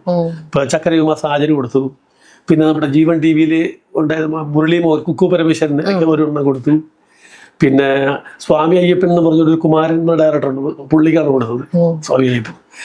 അങ്ങനെ കുറെ സീരിയൽ എനിക്ക് എല്ലാം ഓർമ്മ കിട്ടില്ല, പലർക്കും കൊടുത്തിട്ടായിരുന്നു. അങ്ങനെയാണ് കുക്കു പരമേശ്വരനോട് ബന്ധപ്പെട്ട് അവരുടെ സീരിയൽ കിട്ടിയപ്പോൾ അതായിട്ട് ബന്ധപ്പെട്ടാണ് ഞാൻ പിന്നെ അടുത്ത വർക്ക് തുടങ്ങുന്നത്. അപ്പൊ ഈ മനോരമ വിഷന്റെ വർക്ക് തുടങ്ങിയപ്പോഴും അതായിട്ട് ബന്ധപ്പെട്ട് രവീനെ വിളിക്കുന്ന പറഞ്ഞ ഈ പ്രശാന്ത് എന്ന് പറഞ്ഞ ആൾക്ക് എന്നെ അറിയായിരുന്നു, അന്ന് ഈ മുഖപക്ഷികളുടെ വന്ന് പരിചയമുള്ളത്. അപ്പൊ അവർ വിളിച്ച് അന്ന് അവിടെ ചെന്ന് അവരോട് കൂടുന്നു. അപ്പൊ മനോരമ വിഷൻ തുടങ്ങി അവരുടെ എല്ലാ മുഖപക്ഷികൾ മുതൽ തുടങ്ങി. ഇപ്പൊ സാജി ഡയറക്ട് ചെയ്ത്, ജൂഡറ്റ് പേര് ഡയറക്ട് ചെയ്ത്, സായൻ സാർ ഡയറക്ട് ചെയ്ത്, അങ്ങനെ പല ആളുകളുടെയും എല്ലാ വർക്കിലും നമുക്ക് പങ്കെടുക്കാനുള്ള അവസരം ഉണ്ടായി. അപ്പൊ ഒരു വേഷം അഭിനയിക്കുകയും അതോടൊപ്പം തന്നെ അവരെ പ്രൊഡക്ഷനിൽ സഹായിക്കുകയും ചെയ്തുകൊണ്ടിരുന്നു. ആ ചെയ്തുകൊണ്ടിരിക്കുന്നതാണ് ഓട്ടോമാറ്റിക്കലി പിന്നെ ആളുകളൊക്കെ നമ്മളെ വിളിക്കുന്നത് പ്രൊഡക്ഷൻ മാനേജറായിട്ടാണ്, അഭിനയിക്കാനല്ല വിളിക്കുന്നത്. ചോദിച്ചിട്ട് അവർ വർക്കുണ്ട്, നമുക്ക് അതിന് ഇന്ന വേണം, ഇന്നത് വേണം എന്ന് പറഞ്ഞ് വിളിക്കുക. അപ്പോൾ ഓട്ടോമാറ്റിക്കലി അങ്ങനെ ഒരു പ്രൊഡക്ഷൻ ലൈനിലേക്ക് മാറി. പ്രൊഡക്ഷൻ ലൈനിലേക്ക് മാറുമ്പോഴും അതിനകത്ത് എന്തെങ്കിലും വേഷോട്ടി നമുക്ക് ചെയ്യാനും പറ്റുന്നുണ്ട്. അപ്പൊ നമ്മുടെ ഒരു മനസ്സിൽ ധരിച്ചത് ഇതിങ്ങനെ കണ്ടിന്യൂ ചെയ്ത് പോയാൽ ഒരുപക്ഷെ അഭിനയിക്കാനുള്ള അവസരങ്ങൾ കൂടുതൽ കിട്ടുന്നതായിരുന്നു ധാരണ. പക്ഷെ ഇത് രണ്ടും കൂടി സമന്വയിപ്പിച്ച് കൊണ്ടുപോകാൻ പറ്റില്ല. അപ്പം വിനീത് ശ്രീനിവാസിന്റെ കൂടെ ആണ് 3 പ്രോജക്റ്റുകളും ചെയ്തു എന്ന് പറഞ്ഞിട്ടുണ്ടായിരുന്നു അല്ലെ? എങ്ങനെ ഉണ്ടായിരുന്നു ആ എക്സ്പീരിയൻസ്, വിനീതായിട്ടുള്ള ഒരു എക്സ്പീരിയൻസ്? വിനീതിനെ സംബന്ധിച്ചിട്ട് വിനീതിനെ ആദ്യം ഞാൻ നേരത്തെ പറഞ്ഞല്ലോ, അച്ഛൻ്റെ പ്രായമുള്ള ഒരാളെ എങ്ങനെ അഭിനയിപ്പിക്കുക, അല്ല എൻ്റെ പ്രൊഡക്ഷനിൽ നിർത്താൻ പറ്റും, കാരണം എല്ലാവരും നമ്മൾ കൺട്രോൾ ചെയ്യില്ലേ. അപ്പം എന്താവും, അപ്പം ഞാൻ ശാസിക്കേണ്ടവരെ ശാസിക്കും. അപ്പം വിനീത നോക്കാറില്ല. അതിപ്പോൾ ഡയറക്ടർ ആണെങ്കിൽ നമ്മളിപ്പോൾ 9 മണിക്ക് ഷൂട്ടിംഗ് തീരണം, 9 മണിക്ക് തീർന്നില്ലെങ്കിൽ അടുത്ത കോൾ ഷീറ്റ് പോകും, മനസ്സിലാകുന്നത്. അപ്പം നമ്മൾ പ്രൊഡ്യൂസറെ സേവ് ചെയ്യാൻ വേണം. കാരണം അടുത്ത കോൾ ഷീറ്റ് പോയി കഴിഞ്ഞിട്ടുണ്ടെങ്കിൽ ക്യാമറാമാന്, യൂണിറ്റുകാർക്ക് എല്ലാം എക്സ്ട്രാ, ഇപ്പം എല്ലാവർക്കും പൈസ ഉണ്ടോ ഇഷ്ടമാണ്. അപ്പോൾ ഒരു ദിവസം ഷൂട്ടിങ്ങിന്റെ പകുതി കാശ് കൂടി നമ്മൾ ചിലവാക്കേണ്ടി വരും. അപ്പം മണി ഇത്ര മണിയായി ഞാൻ ചെന്ന് ഡയറക്ടറോട് ഏതാണ്ട് 8 മണി കഴിയുമ്പോൾ ഞാനിങ്ങനെ ഓർപ്പിച്ചുകൊണ്ടിരിക്കും. അത് നമ്മുടെ ഒരു രീതിയല്ല, എല്ലാവരും ചെയ്യുമെന്ന് എനിക്കറിയില്ല, നമ്മൾ ചെയ്യുന്നത്. അപ്പോൾ അത് നമ്മളോട് വർക്ക് ചെയ്ത എല്ലാ ഡയറക്ടർമാരോടും നമ്മൾ പറയാറുണ്ട് ഇത്ര മണിക്ക് നിർത്തേണ്ടതാണ്. അപ്പോൾ അവർ 2 ഷോട്ട് തീരും ചേട്ടാ, 2 ഷോട്ട് തീരുള്ളൂ, അപ്പോൾ ഓക്കെയാണ്. അപ്പം ഇങ്ങനെ ഒരു പ്രശ്നം മാത്രം. അപ്പം ഇവരൊക്കെ വെച്ചിട്ട് ഈ വർക്ക് തുടങ്ങി കഴിഞ്ഞാൽ പിന്നെ ഇവർക്ക് സമയമൊന്നും നോക്കാൻ പറ്റില്ല, അവരെ കുറ്റം വിടുകാരില്ല. ഇതിന്റെ പെർഫെക്ഷന് വേണ്ടിയിട്ടാണ് അവർ ചെയ്തുകൊണ്ടിരിക്കുന്നത്. അപ്പൊ 1, 2, 3 ചിലപ്പോൾ ഓക്കെ ഷോട്ട് ആണെങ്കിൽ പോലും നോക്കി നിൽക്കുന്ന നമുക്ക് ചിലപ്പോൾ ദേഷ്യം വരും, പറയാൻ പറ്റില്ല. അപ്പൊ വിനീതാണ് അതിന്റെ കൂടെ നിൽക്കുന്ന ആരാണെന്ന് പറയാൻ പറ്റില്ല. അപ്പൊ നമ്മൾ ചെയ്യുന്ന ചെവിട്ടി പറയുന്നത് എത്ര മണിയുടെ ചെവിട്ടി പറയും, ആ ശരിയേട്ടെന്ന് അവർ പറയുള്ളൂ. കാരണം അവർ കേൾക്കുന്നില്ല, അവർ വേറെ ഒരു ലോകത്തിരിക്കുകയാണ്. അപ്പൊ ഇവിടെ വേറെ സംഭവം ഉണ്ടായി. ഈ നവോദയ സ്റ്റുഡിയോയിൽ വർക്ക് നടക്കുമ്പോൾ 3ാമത്തെ കോൾ ഷീറ്റിലേക്ക് പോകാൻ പോവാണ്. ആ 3ാമത്തെ കോൾ ഷീറ്റ് പോകുന്നുള്ള വന്നപ്പോഴത്തേക്കും സാമ്പത്തിക പ്രശ്നമുള്ള പ്രധാനമായിട്ട് വരും. അപ്പൊ ലാസ്റ്റ് നമ്മുടെ വീട്ടിൽ വരാം, എത്ര കാശ് ചിലവായത് ചോദിക്കില്ലേ. അപ്പൊ ഞാൻ ചെന്ന് വിനീതിനോട് 2 പ്രാവശ്യം പറഞ്ഞു. അപ്പൊ അന്ന് വിനീതിന്റെ അമ്മാവൻ മോഹൻ എന്ന് പറയും, അദ്ദേഹമാണ് കഥ പറയുമ്പോൾ സിനിമയുടെ സംവിധായകൻ. അദ്ദേഹം അന്ന് സെറ്റിൽ വന്നിട്ടുണ്ട്, വിനീതിന്റെ കൂടെയൊക്കെ വന്നിട്ടുണ്ട്. അന്ന് ഈ പ്രോജക്റ്റ് പുള്ളിയുടെ മനസ്സിലുണ്ടായിരുന്നു എന്ന് എനിക്കറിയില്ല. അപ്പോൾ ഞാനിങ്ങനെ ദേഷ്യപ്പെട്ട് ആരുടെ ഡയറക്ടറോട് ദേഷ്യപ്പെട്ട് വരുമ്പോൾ ഈ അമ്മാവൻ വന്നിട്ട് മോഹനമ്മ എന്നോട് പറയായിരുന്നു, ചേട്ടാ അതെ അവർ പുതിയ പിള്ളേരാണ്, അവർക്കറിയാം ചേട്ടനത് എക്സ്പീരിയൻസ് ഒന്നും ഇല്ലല്ലോ. ഞാൻ പറഞ്ഞു അതല്ല എക്സ്പീരിയൻസ് അല്ല, ഇത് കാര്യങ്ങളാണ് പറയണത് നമ്മള്. അല്ലാതെ നമ്മളിത് ഇതിനെ കുറ്റപ്പെടുത്താനോ അല്ലെങ്കിൽ ഇവരുടെ ഇത് മോശമാണെന്നല്ല പറയുന്നത്. അവരിത് ശ്രദ്ധിക്കൂല, കാരണം അവർക്ക് ഇത് എന്റെ പെർഫെക്ഷനാണ്, അതുകൊണ്ട് പറഞ്ഞാണെന്ന് പറഞ്ഞു. അത് കുഴപ്പം, ഞാനത് പറഞ്ഞ് മനസ്സിലാക്കാന്ന് പറഞ്ഞു. അങ്ങനെ അത് ഇത്ര മണി നിന്നില്ലെങ്കിൽ നമുക്ക് ഇത്ര രൂപ കൂടി നമുക്ക് അഡീഷണൽ ചിലവാകും. അപ്പൊ എങ്ങനെ ചിലവായി എന്നുള്ളത് പിന്നെ നമുക്ക് ചോദിക്കാം. തീർച്ചയായിട്ടും നേരത്തെ പറയാൻ പാടില്ലേ എന്നൊന്നും ചോദിക്കരുത്, അതുകൊണ്ടാണ് നേരത്തെ പറയണെന്ന് പറഞ്ഞു. പക്ഷേ നമ്മൾ ഈ ഒരു വർക്ക് കഴിഞ്ഞ ശേഷം വിനീത് വീണ്ടും എന്നെ വിളിച്ചു എന്ന് ഞാൻ നേരത്തെ പറഞ്ഞു. വിളിച്ചു, അതും നമ്മൾ ഭംഗിയായിട്ട് ചെയ്തു. പിന്നെ മൂന്നാമത്തെ വർക്കായിരുന്നു ഈ പലവട്ടം കാത്ത്. സലീം കുമാറാണ് അതിനകത്ത് അഭിനയിച്ചത്. അപ്പൊ സലീം കുമാറെ നമ്മൾ വിളിക്കേണ്ടി വന്നില്ല, അവർ തന്നെ വിളിച്ചു. അവർ അത്രയും ബന്ധങ്ങളുള്ള വിളിച്ച് ഏർപ്പാട് ചെയ്തു. നമ്മൾ തലേ ദിവസം തന്നെ കാക്കനാട് ഒരു സ്റ്റുഡിയോ ഫ്ലോറിലാണ് അതിന്റെ സെറ്റ് ഇടാനുള്ള ഏർപ്പാട് ചെയ്തു. സാലൊക്കെ ചെറിയ ആൾക്കാരെയൊക്കെ വിളിച്ച് നമ്മളോടൊപ്പം അതിനുള്ള ഏർപ്പാടുകളൊക്കെ ചെയ്തു. സെറ്റ് ഇട്ട് തുടങ്ങി. സാമ്പത്തിക പ്രശ്നം പ്രൊഡ്യൂസർ അവിടെ ഉണ്ടായിരുന്നു. സിനിമ ചെയ്യാൻ പറ്റാത്തത് എൻ്റെ ഒരു സാഹചര്യം തന്നെ നേരത്തെ പറഞ്ഞു. ഈ മലർവാടി എല്ലാം പുതിയ പിള്ളേരൊക്കെയാണ് വേണമെങ്കിൽ നമുക്ക് ചെയ്യാമായിരുന്നു. പക്ഷേ അപ്പോൾ വീട്ടിൽ എനിക്ക് ഹോം സിക്നസ് ഉള്ള കൂടുതലുള്ള ആളാണ്. നാടൻ കളിക്കുന്ന കാലത്താണെന്നുണ്ടെങ്കിലും ഇപ്പൊ കൊല്ലത്തൊക്കെ ചെന്ന 5 ദിവസം ക്യാമ്പ് ഉണ്ടാവും, അല്ലെങ്കിൽ 10 ദിവസം ക്യാമ്പ് ഉണ്ടാവും. അപ്പൊ എന്താ വെച്ചാൽ കൊല്ലത്ത് അൻസാർ ലോഡ്ജ് എന്ന് പറഞ്ഞ ലോഡ്ജിലാണ് എല്ലാവരും നാടകക്കാർ മുഴുവൻ താമസിക്കുന്നത്. ഞാൻ പിറ്റേ ദിവസം നേരം വിളിക്കുമ്പോൾ അടുത്ത വണ്ടിക്കാർ വീട്ടിലേക്ക് വരും. അതെ, ഇത് വൈകുന്നേരത്തെ വേണാടിനായിരിക്കും നമ്മൾ തിരിച്ചു പോവുക. തിരിച്ചു പോയിട്ട് ആ അമ്പലത്തിന്റെ ഏതായാലും ഒരു 5-8 കിലോമീറ്റർ ഉള്ളിലായിരിക്കും നാടക സ്ഥലം നടക്കുന്നത്. അപ്പൊ ഞാൻ ചെന്ന് കൊല്ലത്തിൽ നിന്ന് ഇറങ്ങിയിട്ട് ബസ്സിനാണ് ഈ നാടക സ്ഥലത്ത് ചെല്ലുക. അപ്പൊ അങ്ങനെ ഒരു സ്വഭാവം എനിക്ക് വീട്ടിൽ വരണൊരു ഉള്ളതുകൊണ്ട് അത് ഒന്നത്. പിന്നെ 60 ദിവസവും 50 ദിവസവും ഒന്നും മാറി നിൽക്കാൻ നമുക്ക് പറ്റില്ല. എറണാകുളം ബേസുള്ള വർക്കിലാണെങ്കിൽ നമുക്ക് വരാം. സ്വാഭാവികമായിട്ടും റിസ്ക് എടുക്കാൻ തയ്യാറില്ലാത്തതുകൊണ്ടും പിന്നെ മാനസിക പീഡനങ്ങൾ കേൾക്കാതിരിക്കാൻ വേണ്ടിയിട്ടും നമ്മളത് കഴിയുന്നത് ഒഴിവാക്കുകയാണ് ചെയ്യുന്നത്. എന്നാൽ നേരെ മറിച്ച് ഒരു പരസ്യം തീരുമ്പോൾ അടുത്ത് അങ്ങനെ നിരന്തരമായിട്ട് പരസ്യങ്ങൾ നമുക്ക് ഇഷ്ടം പോലെ വന്നിട്ടുണ്ടായിരുന്നു. അതിപ്പോ വിനീതിന്റെ മാത്രമല്ല, വിനീതിന്റെ കൂടെ അന്ന് ഉണ്ടായിരുന്നവരാണ് സാരംഗ് പ്രതീക്ഷ എന്ന് പറയുന്നവരും സുജിത്തും ശ്രീജിത്തും. അതിൽ ഒരാള് ക്യാമറാമാനും ഒരാൾ എഡിറ്ററുമാണ്. അവരിതിനകത്ത് അഭിനയിച്ചിട്ടുണ്ട്. ഇവര് ചെറിയ ഈ മിന്നലറിയയിൽ ചെറിയ പോർഷൻ കോളേജ് സീനെ കാണിക്കുമ്പോൾ അവര് മദ്രാസ് ബേസ് ആണ്. അപ്പൊ അവര് ഈ വിനീത് സിനിമ ആയിട്ട് മാറിക്കഴിഞ്ഞപ്പോഴത്തേക്കും ഈ ശ്രീജിത്തും സാരംഗ് പ്രദേശത്തിൽ ഇവർ രണ്ടുപേരും എന്നെ വിളിക്കാറുണ്ട് അവരുടെ ചില വർക്കുകൾ എറണാകുളത്ത് വരുമ്പോൾ. അത് നമ്മൾ ചെയ്തു കൊടുക്കാറുണ്ട്. അപ്പൊ അവരുടെ കൂടെ അന്ന് കൂടിയതാണ് ഡിജോ ജോസ് ആന്റണി എന്ന് പറയുന്ന ആൾ. ഇപ്പൊ ശരിക്കും പറഞ്ഞിട്ടുണ്ടെങ്കിൽ ഇപ്പൊ ഈ ഒരു യാത്ര ഭയങ്കര ഒരു എക്സൈറ്റിംഗ് ആയിട്ടുള്ള ഒരു യാത്ര പോലെയാണ്. ഒന്നിനു പുറമെ ഒന്നായിട്ട് പുതിയ പുതിയ പ്രോജക്റ്റുകൾ, അത് പുതിയ വ്യത്യസ്തമായ പ്രോജക്റ്റുകൾ, പുതിയ പുതിയ അനുഭവങ്ങള്, പുതിയ പുതിയ ആളുകൾ, അല്ലെ? അങ്ങനെ ഭയങ്കര എക്സൈറ്റിംഗ് ആയിട്ടുള്ള. അപ്പം ഈ ഒരു യാത്രയിൽ ഏറ്റവും എന്റർടൈനിങ് ആയിട്ട് അല്ലെങ്കിൽ എക്സൈറ്റിംഗ് ആയിട്ട് ഈ ഒരു ജോലിയിൽ ഏറ്റവും എക്സൈറ്റിംഗ് ആയിട്ട് തോന്നിയിട്ടുള്ള ഒരു കാര്യം എന്താണ്? നമ്മൾ എൻജോയ് ചെയ്ത് വർക്ക് ചെയ്തിട്ടുള്ള എല്ലാവരുടെ വർക്ക് എൻജോയ് ചെയ്ത് വർക്ക് ചെയ്തിട്ടുള്ളതാണ്. ഇപ്പൊ അരുണിന്റെ വർക്കൊക്കെ എന്ന് പറഞ്ഞാൽ നമുക്ക് അതിന് മാത്രം ഫ്രീഡമാണ്. പലപ്പോഴും നമ്മൾ പരസ്യം ചെയ്ത് കഴിഞ്ഞിട്ട് ഈ പിരിച്ചുവിടുമ്പോഴായിരിക്കും പൈസ ഇല്ല എന്ന് പറയണേ. പൈസ ഇല്ലാന്ന് പറയുന്നതല്ല, പ്രൊഡ്യൂസർ ഇട്ട് കൊടുക്കാന്ന് പറഞ്ഞിട്ടുണ്ടാവും, അത് എത്തിയിട്ടുണ്ടാവില്ല. നമുക്ക് ഇന്നത്തെ പോലെ ഇത്രയും സജീവമല്ല. ATM-കളും സെക്കൻഡ് വെച്ച് മണി ട്രാൻസ്ഫറിങ് ഇത്ര സംഭവം ചിലപ്പോൾ ഇട്ടാൽ പിറ്റേ ദിവസം കിട്ടുള്ളൂ, മണിക്കൂർ വഴിയേ കിട്ടുള്ളൂ. പലപ്പോഴും ഇപ്പൊ രാജീവിന്റെ ഒക്കെ സെറ്റില് നവോദയ വെച്ചൊക്കെ പല സംഭവങ്ങളും ഉണ്ടായിട്ടുണ്ട്. അപ്പൊ നമ്മളെ സഹായിച്ച കുറെ യൂണിറ്റുകൾ എറണാകുളത്തുണ്ട്. ഇപ്പൊ ഉദാഹരണം ത്രോവിനെ പോലത്തെ ആൾക്കാരൊക്കെ ഇതല്ലേ. അപ്പൊ അതിന്റെ മുതലാളിയെ വിളിച്ചിട്ട് പറയും ഇന്നാണ് സംഭവം, നമുക്ക് നാളെ കൊടുക്കാൻ പറ്റുള്ളൂ പൈസ, എന്താ വേണ്ടേ ചേട്ടാ, ഡീസൽ അടിച്ചിട്ടുണ്ടോ?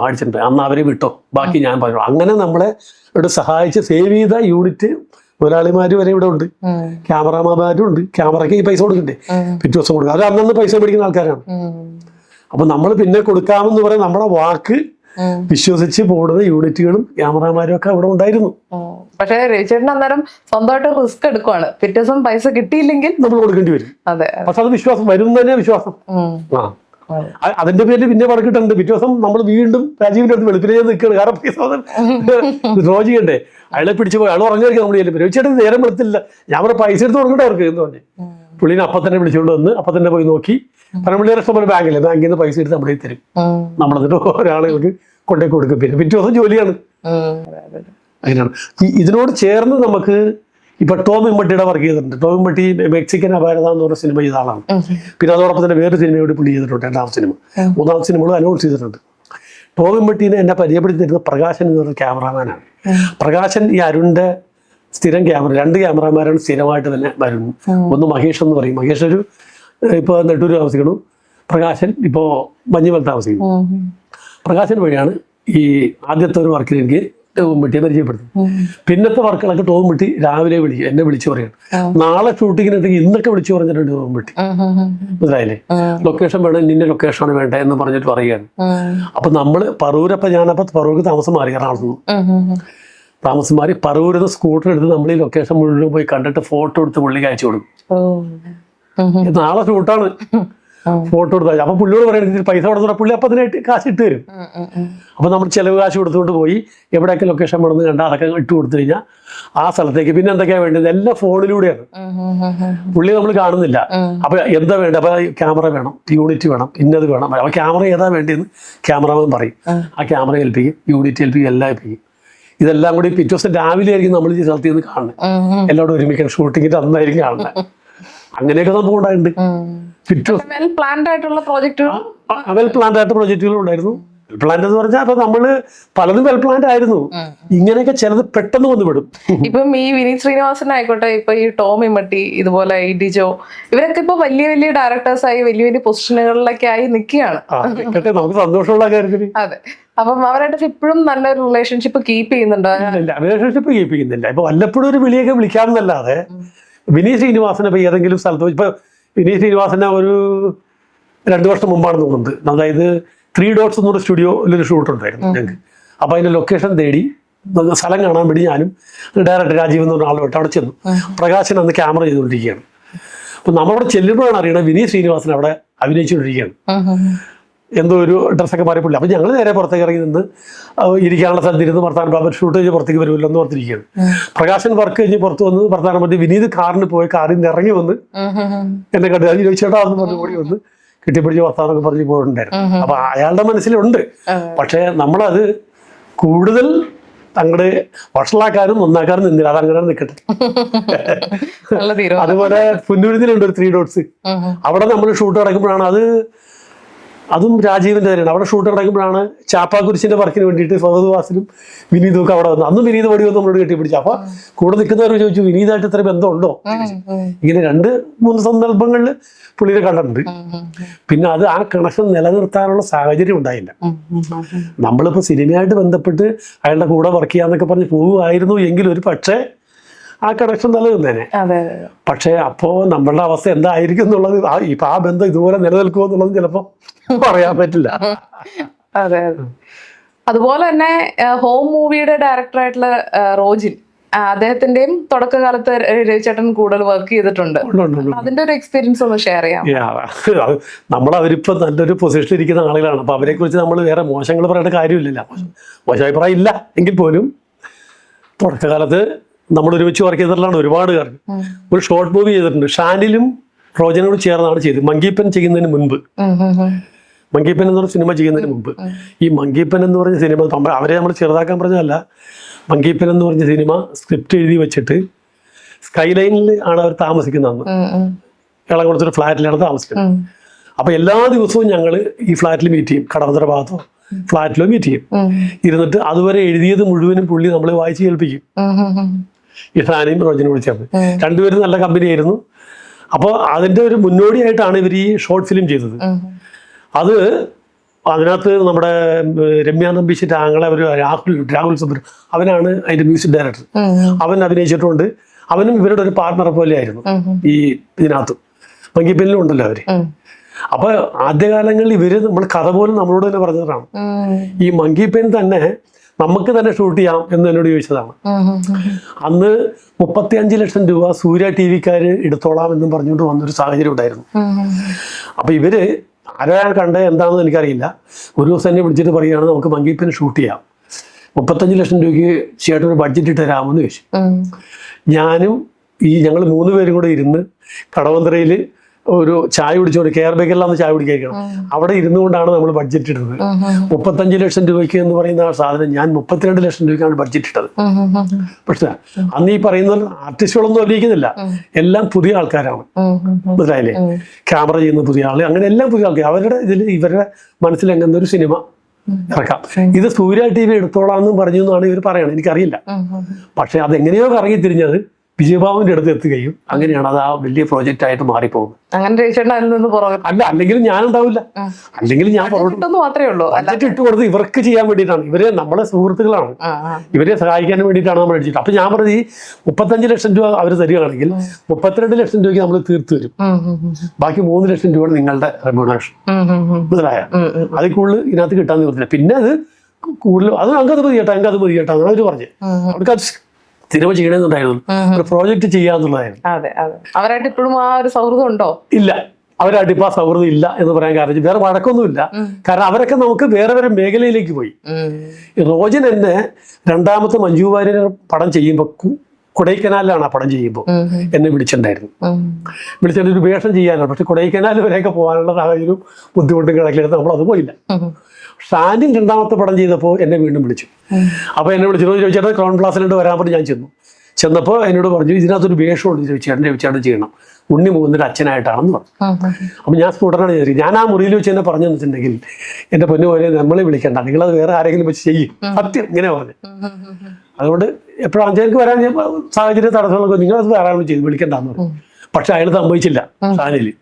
ഷാനിൽ പറഞ്ഞു ഞാനിത് കഥ എഴുതുന്നത് മുതൽ ഞാൻ ഓർത്തു വെച്ചിരിക്കുന്നതാണ്, ഇത് രവിചേട്ടൻ തന്നെ അഭിനയിക്കണം, 4 ദിവസം വർക്കുണ്ടാവും, 3-4 ദിവസം വർക്കുണ്ടാവും, കൺട്രോളർ വിളിക്കും എന്നും പറഞ്ഞ് എന്നെ വിട്ടു. അപ്പൊ ഞാൻ പറവൂരാ താമസിക്കുന്നത്.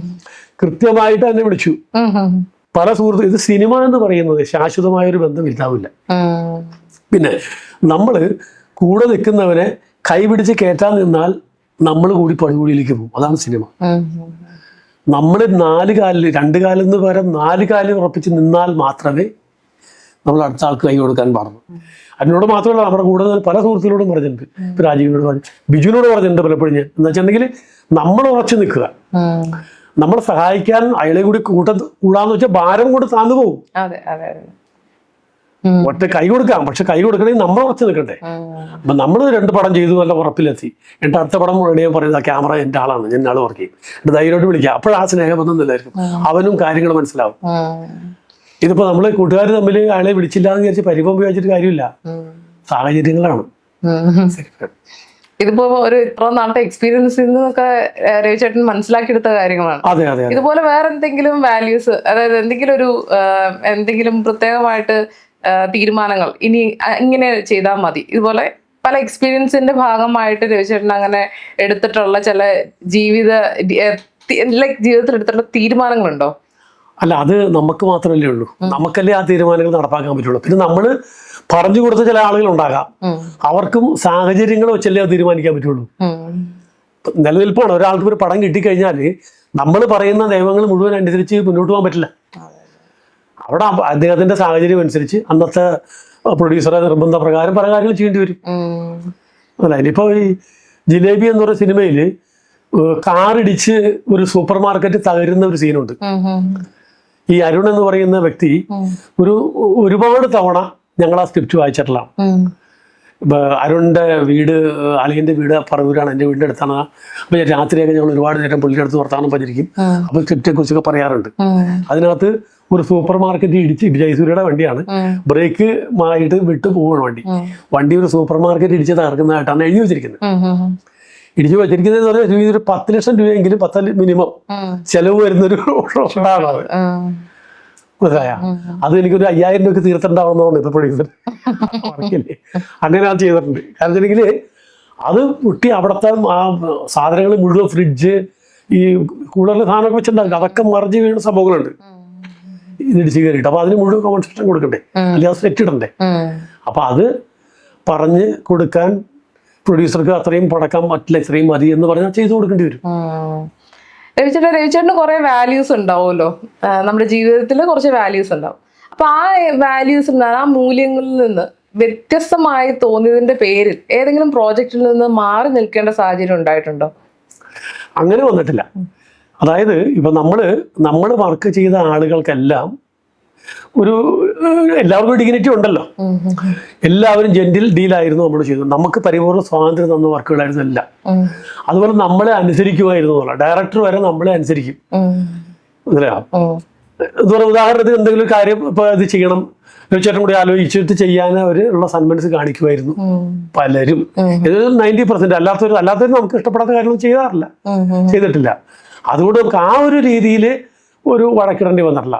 വഴക്കിടേണ്ടി വന്നിരിക്കുന്ന പലതും സാമ്പത്തികമായിട്ട് ഇങ്ങനെ ഇല്ലാതെ വരികയും നമുക്ക് പറഞ്ഞ വാക്ക് പാലിക്കാതെ പറ്റാതെ വരുമ്പോഴും ഉണ്ടാവുന്ന സംഭവങ്ങൾ. ഇപ്പൊ നമ്മളിപ്പോ ഒരാളെ വിളിച്ചിട്ട് ഇന്നത് വേണം എന്നൊക്കെ പറഞ്ഞു. നമ്മളിപ്പോ അതുപോലെ ഇപ്പൊ സിനിമാ മേഖലയിൽ തന്നെ സിബി മലയിൽ സാറിന്റെ കൂടെ വർക്ക് ചെയ്തിട്ടുണ്ട്. ജോസി ജോസഫ്, ഈ ഭദ്രൻ സാറ്, പിന്നെ ഈ ശശി ശങ്കർ, ആൽവിൻ ആന്റണി, അല്ല മറ്റേ ജോണി ആന്റണി, അങ്ങനെ പ്രഗത്ഭരായ ഒരുപാട് ആളുകളുടെ കൂടെ നമ്മൾ വർക്ക് ചെയ്തിട്ടുണ്ട്. സീരിയലിലാണെങ്കിൽ ജൂഡത്തി പേറ്റി, ശ്യാമപ്രസാദിന്റെ വർക്ക് ചെയ്തിട്ടുണ്ട്. ശ്യാമപ്രസാദിന്റെ ഒക്കെ ഈ അഗ്നിസാക്ഷി എന്ന് പറഞ്ഞ സിനിമയ്ക്ക് വേണ്ടിയിട്ട് നമ്മൾ അംഗമല്ലെങ്കിപ്പോഴും ആ ഒരു ക്രൂവിൽ അംഗമല്ലെങ്കിൽ കൂടിയും പുള്ളിയോടും മുരളി മേനോൻ എന്ന് പറയുന്ന ഒരു സുഹൃത്തുണ്ട് അദ്ദേഹം, അവരൊക്കെയുള്ള വ്യക്തിബന്ധം വെച്ചുകൊണ്ട് ഞാൻ ചെന്ന് സഹായിച്ചു കൊടുത്തിട്ടുണ്ട്. ചില ആളുകളൊക്കെ വിട്ടുകൊടുത്തിട്ടുണ്ട്. അഗ്നിസാക്ഷി ഷൂട്ട് ചെയ്ത് പിറവത്തുള്ള മനയിലായിരുന്നു. പിന്നെ കല്ലുകൊണ്ടൊരു പെണ്ണ് എന്ന് പറയുന്ന ഒരു സിനിമയിൽ ശ്യാമപ്രസാദിനെ എന്നെ അവർ നേരിട്ട് വിളിച്ചാൽ അഭിനയിച്ചിട്ടുണ്ട്, ഒരു വേഷത്തിൽ ചെയ്തിട്ടുണ്ട്. അത് മുരളി മേനോനാണ് വിളിച്ചത്. മുരളി മേനോൻ, കുക്കു പരമേശ്വരൻ, അവര് നമ്മുടെ ഇത്ര സുഹൃത്ത്, അവരുടെ വർക്ക് നമ്മൾ ചെയ്തിട്ടുണ്ട്. പരസ്യങ്ങൾ കൂടാതെ അവരൊരു ജീവൻ ടി വിക്ക് വേണ്ടിയിട്ട് ഒരു സീരിയൽ ചെയ്തു. അത് എൻ്റെ കൺട്രോളിൽ ഞാനായിരുന്നു. ഒരുപാടുണ്ട്. ഇപ്പൊ പേര് പറയാനായിട്ട് എല്ലാം ഓർക്കണില്ല. സിനിമാ രംഗത്താണെങ്കിലും ഈ കൂടുതലും സിനിമാ രംഗത്ത് നിൽക്കുന്ന ആളുകളുടെ കൂടെ വർക്ക് ചെയ്തിട്ട് ഈ ഷോർട്ട് ഫിലിമുകൾ, ഇപ്പൊ ജീവൻ ടി വിക്ക് വേണ്ടി ചെയ്യുന്ന ഒരു 1 hour സിനിമ. അപ്പൊ അത് വെളുത്തേടൻ എന്ന് പറയുന്ന ഒരു 1 മണിക്കൂർ സിനിമയാണ് ഭദ്രൻ സാർ ചെയ്തത്. ചൂടാട്ട് പേര് ചെയ്തത് ഹെലനാണെന്ന് അഭിനയിച്ചു, ഹിന്ദി നടി ഹെലനാണെന്ന് അഭിനയിച്ചു. അശ്വിനി കൗൾ എന്ന് പറയുന്ന ക്യാമറാമാനാണെന്ന് ഇവിടെ വന്നത്. അപ്പൊ അങ്ങനെയുള്ള ആളുകളോടൊക്കെ പരിചയപ്പെടാനൊക്കെ ഉള്ള അവസരം ഉണ്ടായിട്ടുണ്ട്. ആ വർക്ക് നമ്മൾ ചെയ്തിട്ടുണ്ട്. അങ്ങനെ നിലവിൽ മുഴുവനും പറയാനും ഓർമ്മ വരുന്നില്ലെങ്കിൽ പോലും ഒരുപാട് ആളുകളുടെ കൂടെ വർക്ക് ചെയ്തു. ആരോടും ഈ വർക്കിന്റെ കാര്യത്തിലും ഈ എത്തിക്സിന്റെ പേരിലോ അല്ലെങ്കിൽ നമ്മുടെ ഒരു വിശ്വാസത്തിന്റെ പേരിലോ അല്ലെങ്കിൽ മുറുകെ പിടിച്ചുകൊണ്ട് വഴക്കിടേണ്ടി വന്നിട്ടില്ല. അത് പിന്നെ പല സ്ഥലത്തുനിന്നും നമ്മൾ ഒഴിഞ്ഞു മാറിയിട്ടേ ഉള്ളൂ. കാരണം നമുക്ക് വേറൊന്നും കൂടല്ല, നമുക്ക് അവരോട് എത്തിപ്പെടാൻ പറ്റിയില്ല എന്നുള്ള അതുകൊണ്ടല്ല, അവരവരുടെ വഴിക്ക് പോയിക്കൊണ്ടിരിക്കുകയാണ്. അവരത് അന്തരീപിക്കോട്ടെ എന്ന് പറയുന്നത്. എന്നോട് പലപ്പോഴും വിനീതിൻ്റെ ഒക്കെ കഥ പറയണമെന്ന് പറഞ്ഞിട്ട് പലരും എന്നോട് ആവശ്യപ്പെട്ടിട്ടുണ്ട്. പക്ഷേ നമ്മള് ഒരാളെ മാത്രമേ വിട്ടിട്ടുള്ളൂ, അത് വലിയ പാരയാകും ചെയ്തിട്ടുണ്ട്. അപ്പൊ അതുകൊണ്ട് അങ്ങനെയൊന്നും നമ്മൾ വിടില്ല. വിട്ടു കഴിഞ്ഞാലെന്നറിയോ, അവർക്ക് ചിലപ്പോൾ പലതും അക്സെപ്റ്റ് ചെയ്യാൻ പറ്റിയെന്ന് വരില്ല. അവരത് നിഷേധിച്ച് കഴിയുമ്പോൾ നമുക്കത് മാനസികമായിട്ട് വിഷമത്തിലും വരും.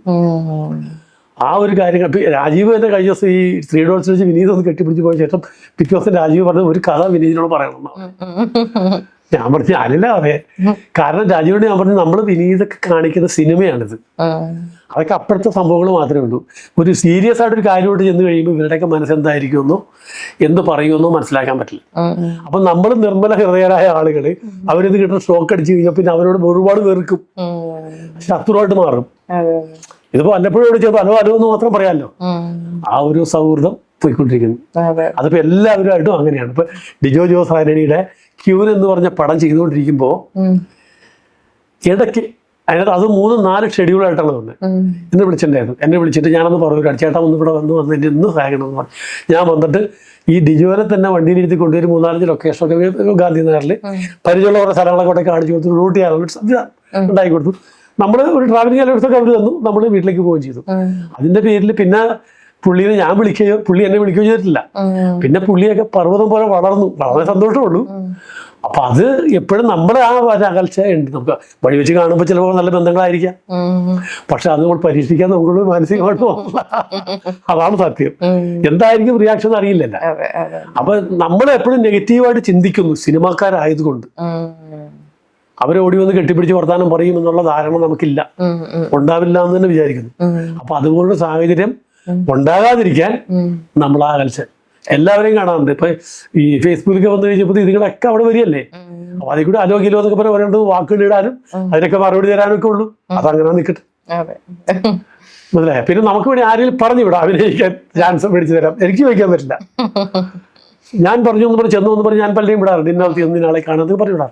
അതോ കാര്യം ചേട്ടൻ പറഞ്ഞാണ് വന്നത് ഇന്നതാണ്, ആ ശരി, അവൻ നമ്പർ മേടിച്ചു വിട്ടു, അവന് സന്തോഷം. അതിന് അയക്കും വലിയ പരാതിയില്ല. രവിചന്ദ്രൻ ഏതെങ്കിലും ഒരു പ്രോജക്റ്റിൽ ഇപ്പൊ എന്റെ കണ്ണെത്തേണ്ട സ്ഥലത്ത് കണ്ണെത്താൻ പറ്റിയില്ല, അതിന്റെ പേരിൽ ഇങ്ങനൊന്നും സംഭവിച്ചു എന്ന് പറഞ്ഞിട്ടൊരു റിഗ്രറ്റ് തോന്നിയ എന്തെങ്കിലും സാഹചര്യം ഉണ്ടായിട്ടുണ്ടോ? അങ്ങനെ തോന്നിയിട്ടില്ല. അതിപ്പോ നമ്മൾ എത്തിയില്ലെങ്കിൽ പോലും ചെറിയ ചെറിയ നഷ്ടങ്ങളൊക്കെ വന്നു വരുന്നുണ്ടാവാം. പ്രൊഡക്ഷൻ പിള്ളേര് നമ്മളെ പോലെ ഒപ്പം കൂടെ വന്ന പിള്ളേരായിരുന്നു. അത് കാരണം നമ്മളെ മനസ്സവർക്ക് അറിയാം. അതിന് മിക്കവാറും ഒക്കെ ഈ ഭക്ഷണം കിട്ടാതെയൊക്കെ വന്നിട്ടുണ്ട്. ഭക്ഷണം കിട്ടാതെ വന്നിട്ടുണ്ട്. പിന്നെ കാശുള്ളതുകൊണ്ട് പറയാം, ഒരു സംഭവം കൂടി പറയാം. അതായത് UA എക്സ്ചേഞ്ചിന്റെ വർക്ക് നടക്കുകയാണ് നമ്മുടെ ഇൻഫോ പാർക്കിലാണ്. ഇൻഫോ പാർക്ക് എന്ന് പറഞ്ഞാൽ അതിനകത്തേക്ക് കയറി 25,000 രൂപ കൊടുക്കണം, 25,000 സെക്യൂരിറ്റി കട്ടണം. മനസ്സിലായില്ലേ? അപ്പൊ ഒരു എയർപോർട്ടാണ് സെറ്റ്. ഇൻഫോ പാർക്കിന്റെ ഫ്ലോറിലാണ് എയർപോർട്ട് സെറ്റ് ചെയ്തിരിക്കുന്നത്. എയർപോർട്ട് ഇറങ്ങി വരുന്ന ഒരു സീൻ മാത്രമേ ഉള്ളൂ. മദ്രാസിൽ ഒരു ക്യാമറാമാൻ വരികയാണ്. മനസ്സിലാവുന്നുണ്ട്? അപ്പൊ ക്യാമറാമാൻ വന്നു, ക്യാമറാമാൻ അസിസ്റ്റന്റ് വന്നു. അപ്പൊ ഇവർക്കൊക്കെ മുറി എടുത്തിടാൻ പറഞ്ഞിട്ടുണ്ടായിരുന്നു. അപ്പൊ മുറി എടുത്തിട്ടതിന്റെ പേരിൽ ഞാൻ പൈസ കൂടിയപ്പോൾ ഞാൻ ഇവരോട് ഇത്തിരി വർത്താനം പറഞ്ഞു. കാരണം നമ്മളെപ്പോഴും ബേസ് ഡിപ്പെൻഡ് ചെയ്ത് നിൽക്കുന്ന പ്രൊഡ്യൂസർക്ക് വേണ്ടിയിട്ട് ഭാഗത്താണ് നിൽക്കുന്നത്. പ്രൊഡ്യൂസറായിട്ട് തന്നെ സംസാരിക്കണം നമ്മളോട്. മനസ്സിലായോ? അപ്പൊ നമുക്ക് ചില മുറികളായിട്ട് പറ്റില്ല എന്ന് പറയുമ്പോൾ അത് പറ്റില്ല, അവിടെ നിന്ന് അക്കൗണ്ട് ചെയ്യണം, അതിനുള്ള സൗകര്യം ഇപ്പോൾ ഉള്ളൂ എന്ന് ഞാൻ പറഞ്ഞു. അപ്പൊ അവിടെ കിടക്കും. കിടന്നു കഴിഞ്ഞിട്ട് പിന്നെ ഇവർ ചെയ്ത് പരാതി പുള്ളിയോട് പറയും. ആ പരാതി പറയുമ്പോഴും അവര് നമ്മളെ അക്സെപ്റ്റ് ചെയ്തു എന്നുള്ളതാണ്. അവർ അത് രവിശേഖരൻ എന്തെങ്കിലും ഇടയാക്കി തരും, അല്ലെങ്കിൽ നമുക്ക് അഡ്ജസ്റ്റ് ചെയ്ത് പോകാം, അതൊന്നും വിഷയമാണ്, അന്ന് എന്റെ കേസല്ല, നിങ്ങളെ തീർത്തു എന്ന് പറഞ്ഞ് വിട്ടിരിക്കുന്നു. മനസ്സിലാകുന്നില്ല? അപ്പൊ അതൊക്കെ എനിക്ക് സപ്പോർട്ട് ചെയ്യുന്നുണ്ട് പലപ്പോഴും.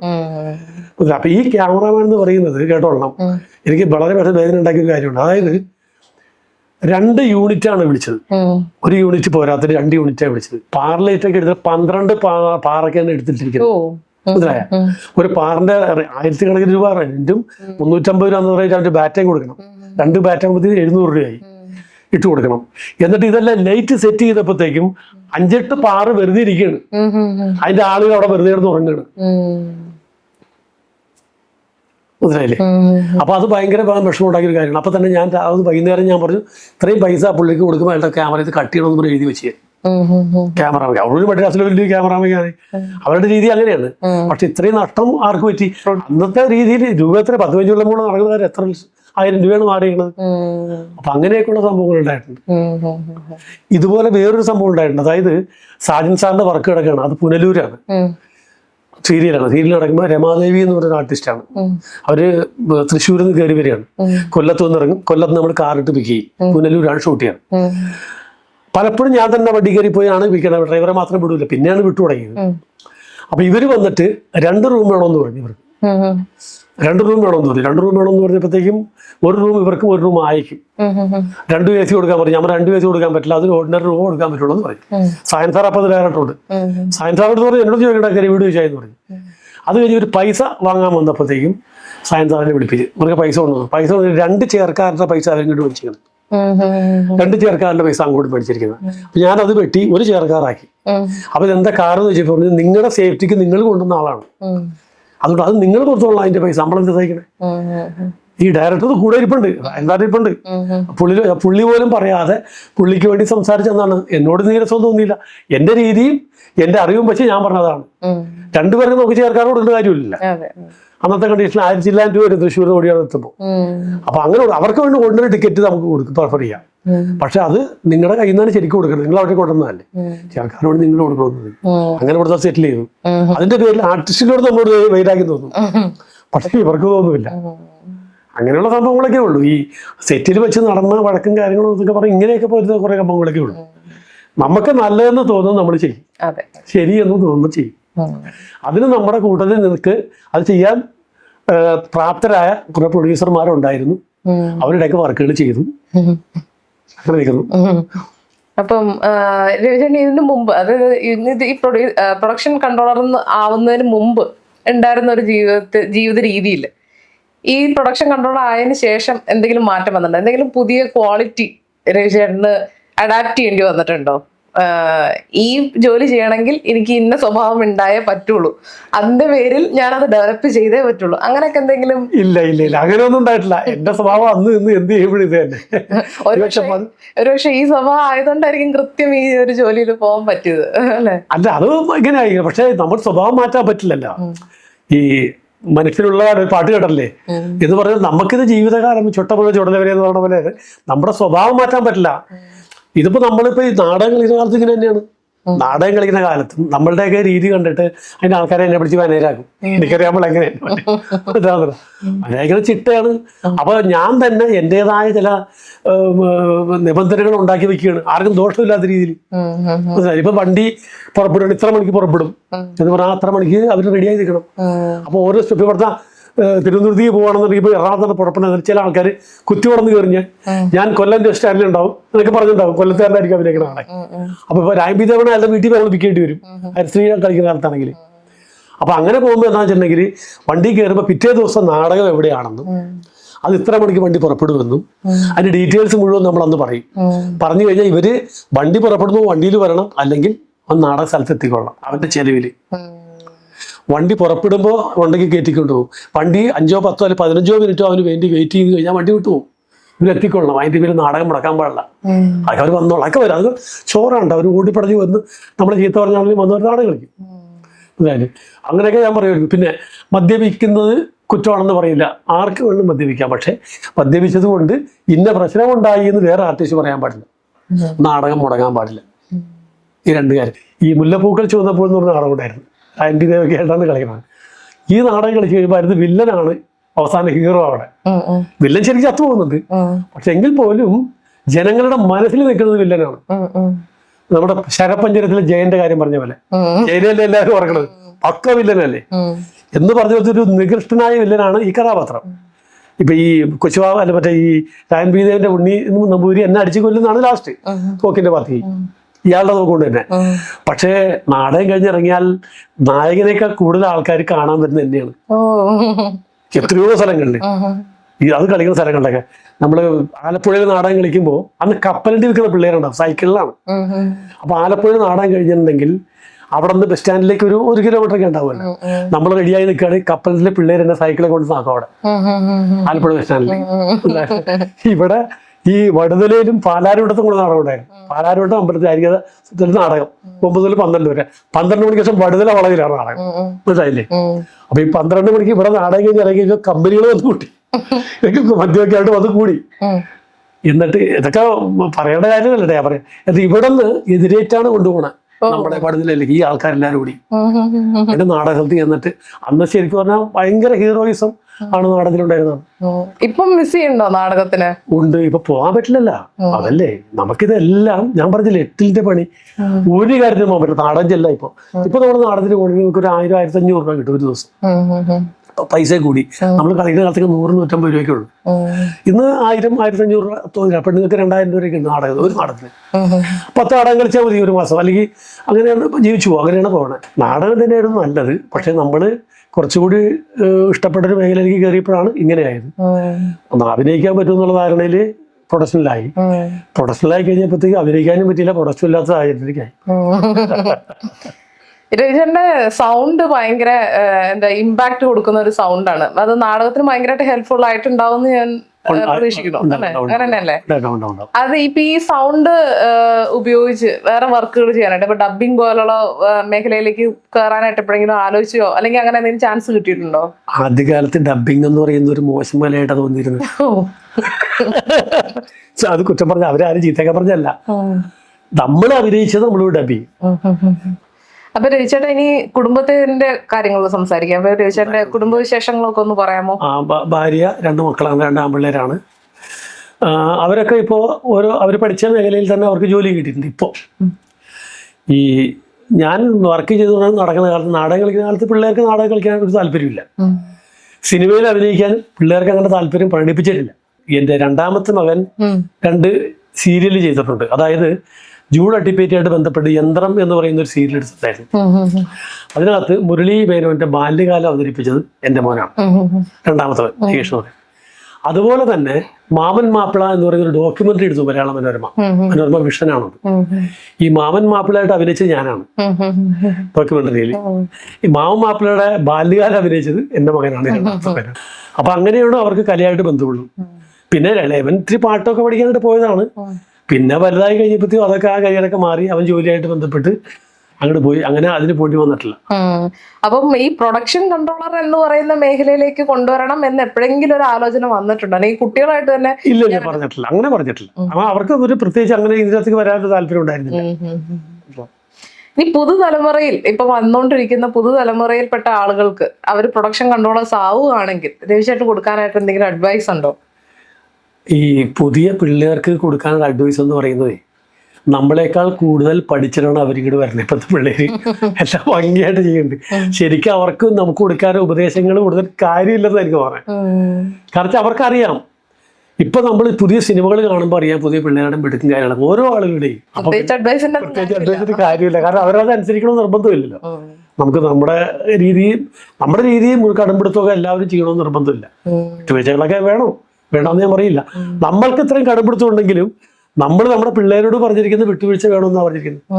കാരണം നമുക്ക് മാറാൻ പറ്റുന്നില്ല ആ രീതി തന്നെ പോയിക്കൊണ്ടിരിക്കണം. എന്നാലും നമ്മളിപ്പോ ഈ പ്രായം കൂടി വരുന്നതിനനുസരിച്ച് നമ്മൾ കുറെ വിട്ടുവീഴ്ച ചെയ്തുകൊണ്ടിരിക്കണം. അപ്പൊ വീട്ടിൽ തന്നെ ചെയ്തുകൊണ്ടിരിക്കാനേ പറ്റുള്ളൂ. പിള്ളേരോട് നമ്മൾ പറഞ്ഞിരിക്കുന്നത് നമ്മുടെ കയ്യിലിരിപ്പും അല്ലെങ്കിൽ കൊണ്ടാണ് നമ്മളിവിടെ എത്തി നിൽക്കണത്.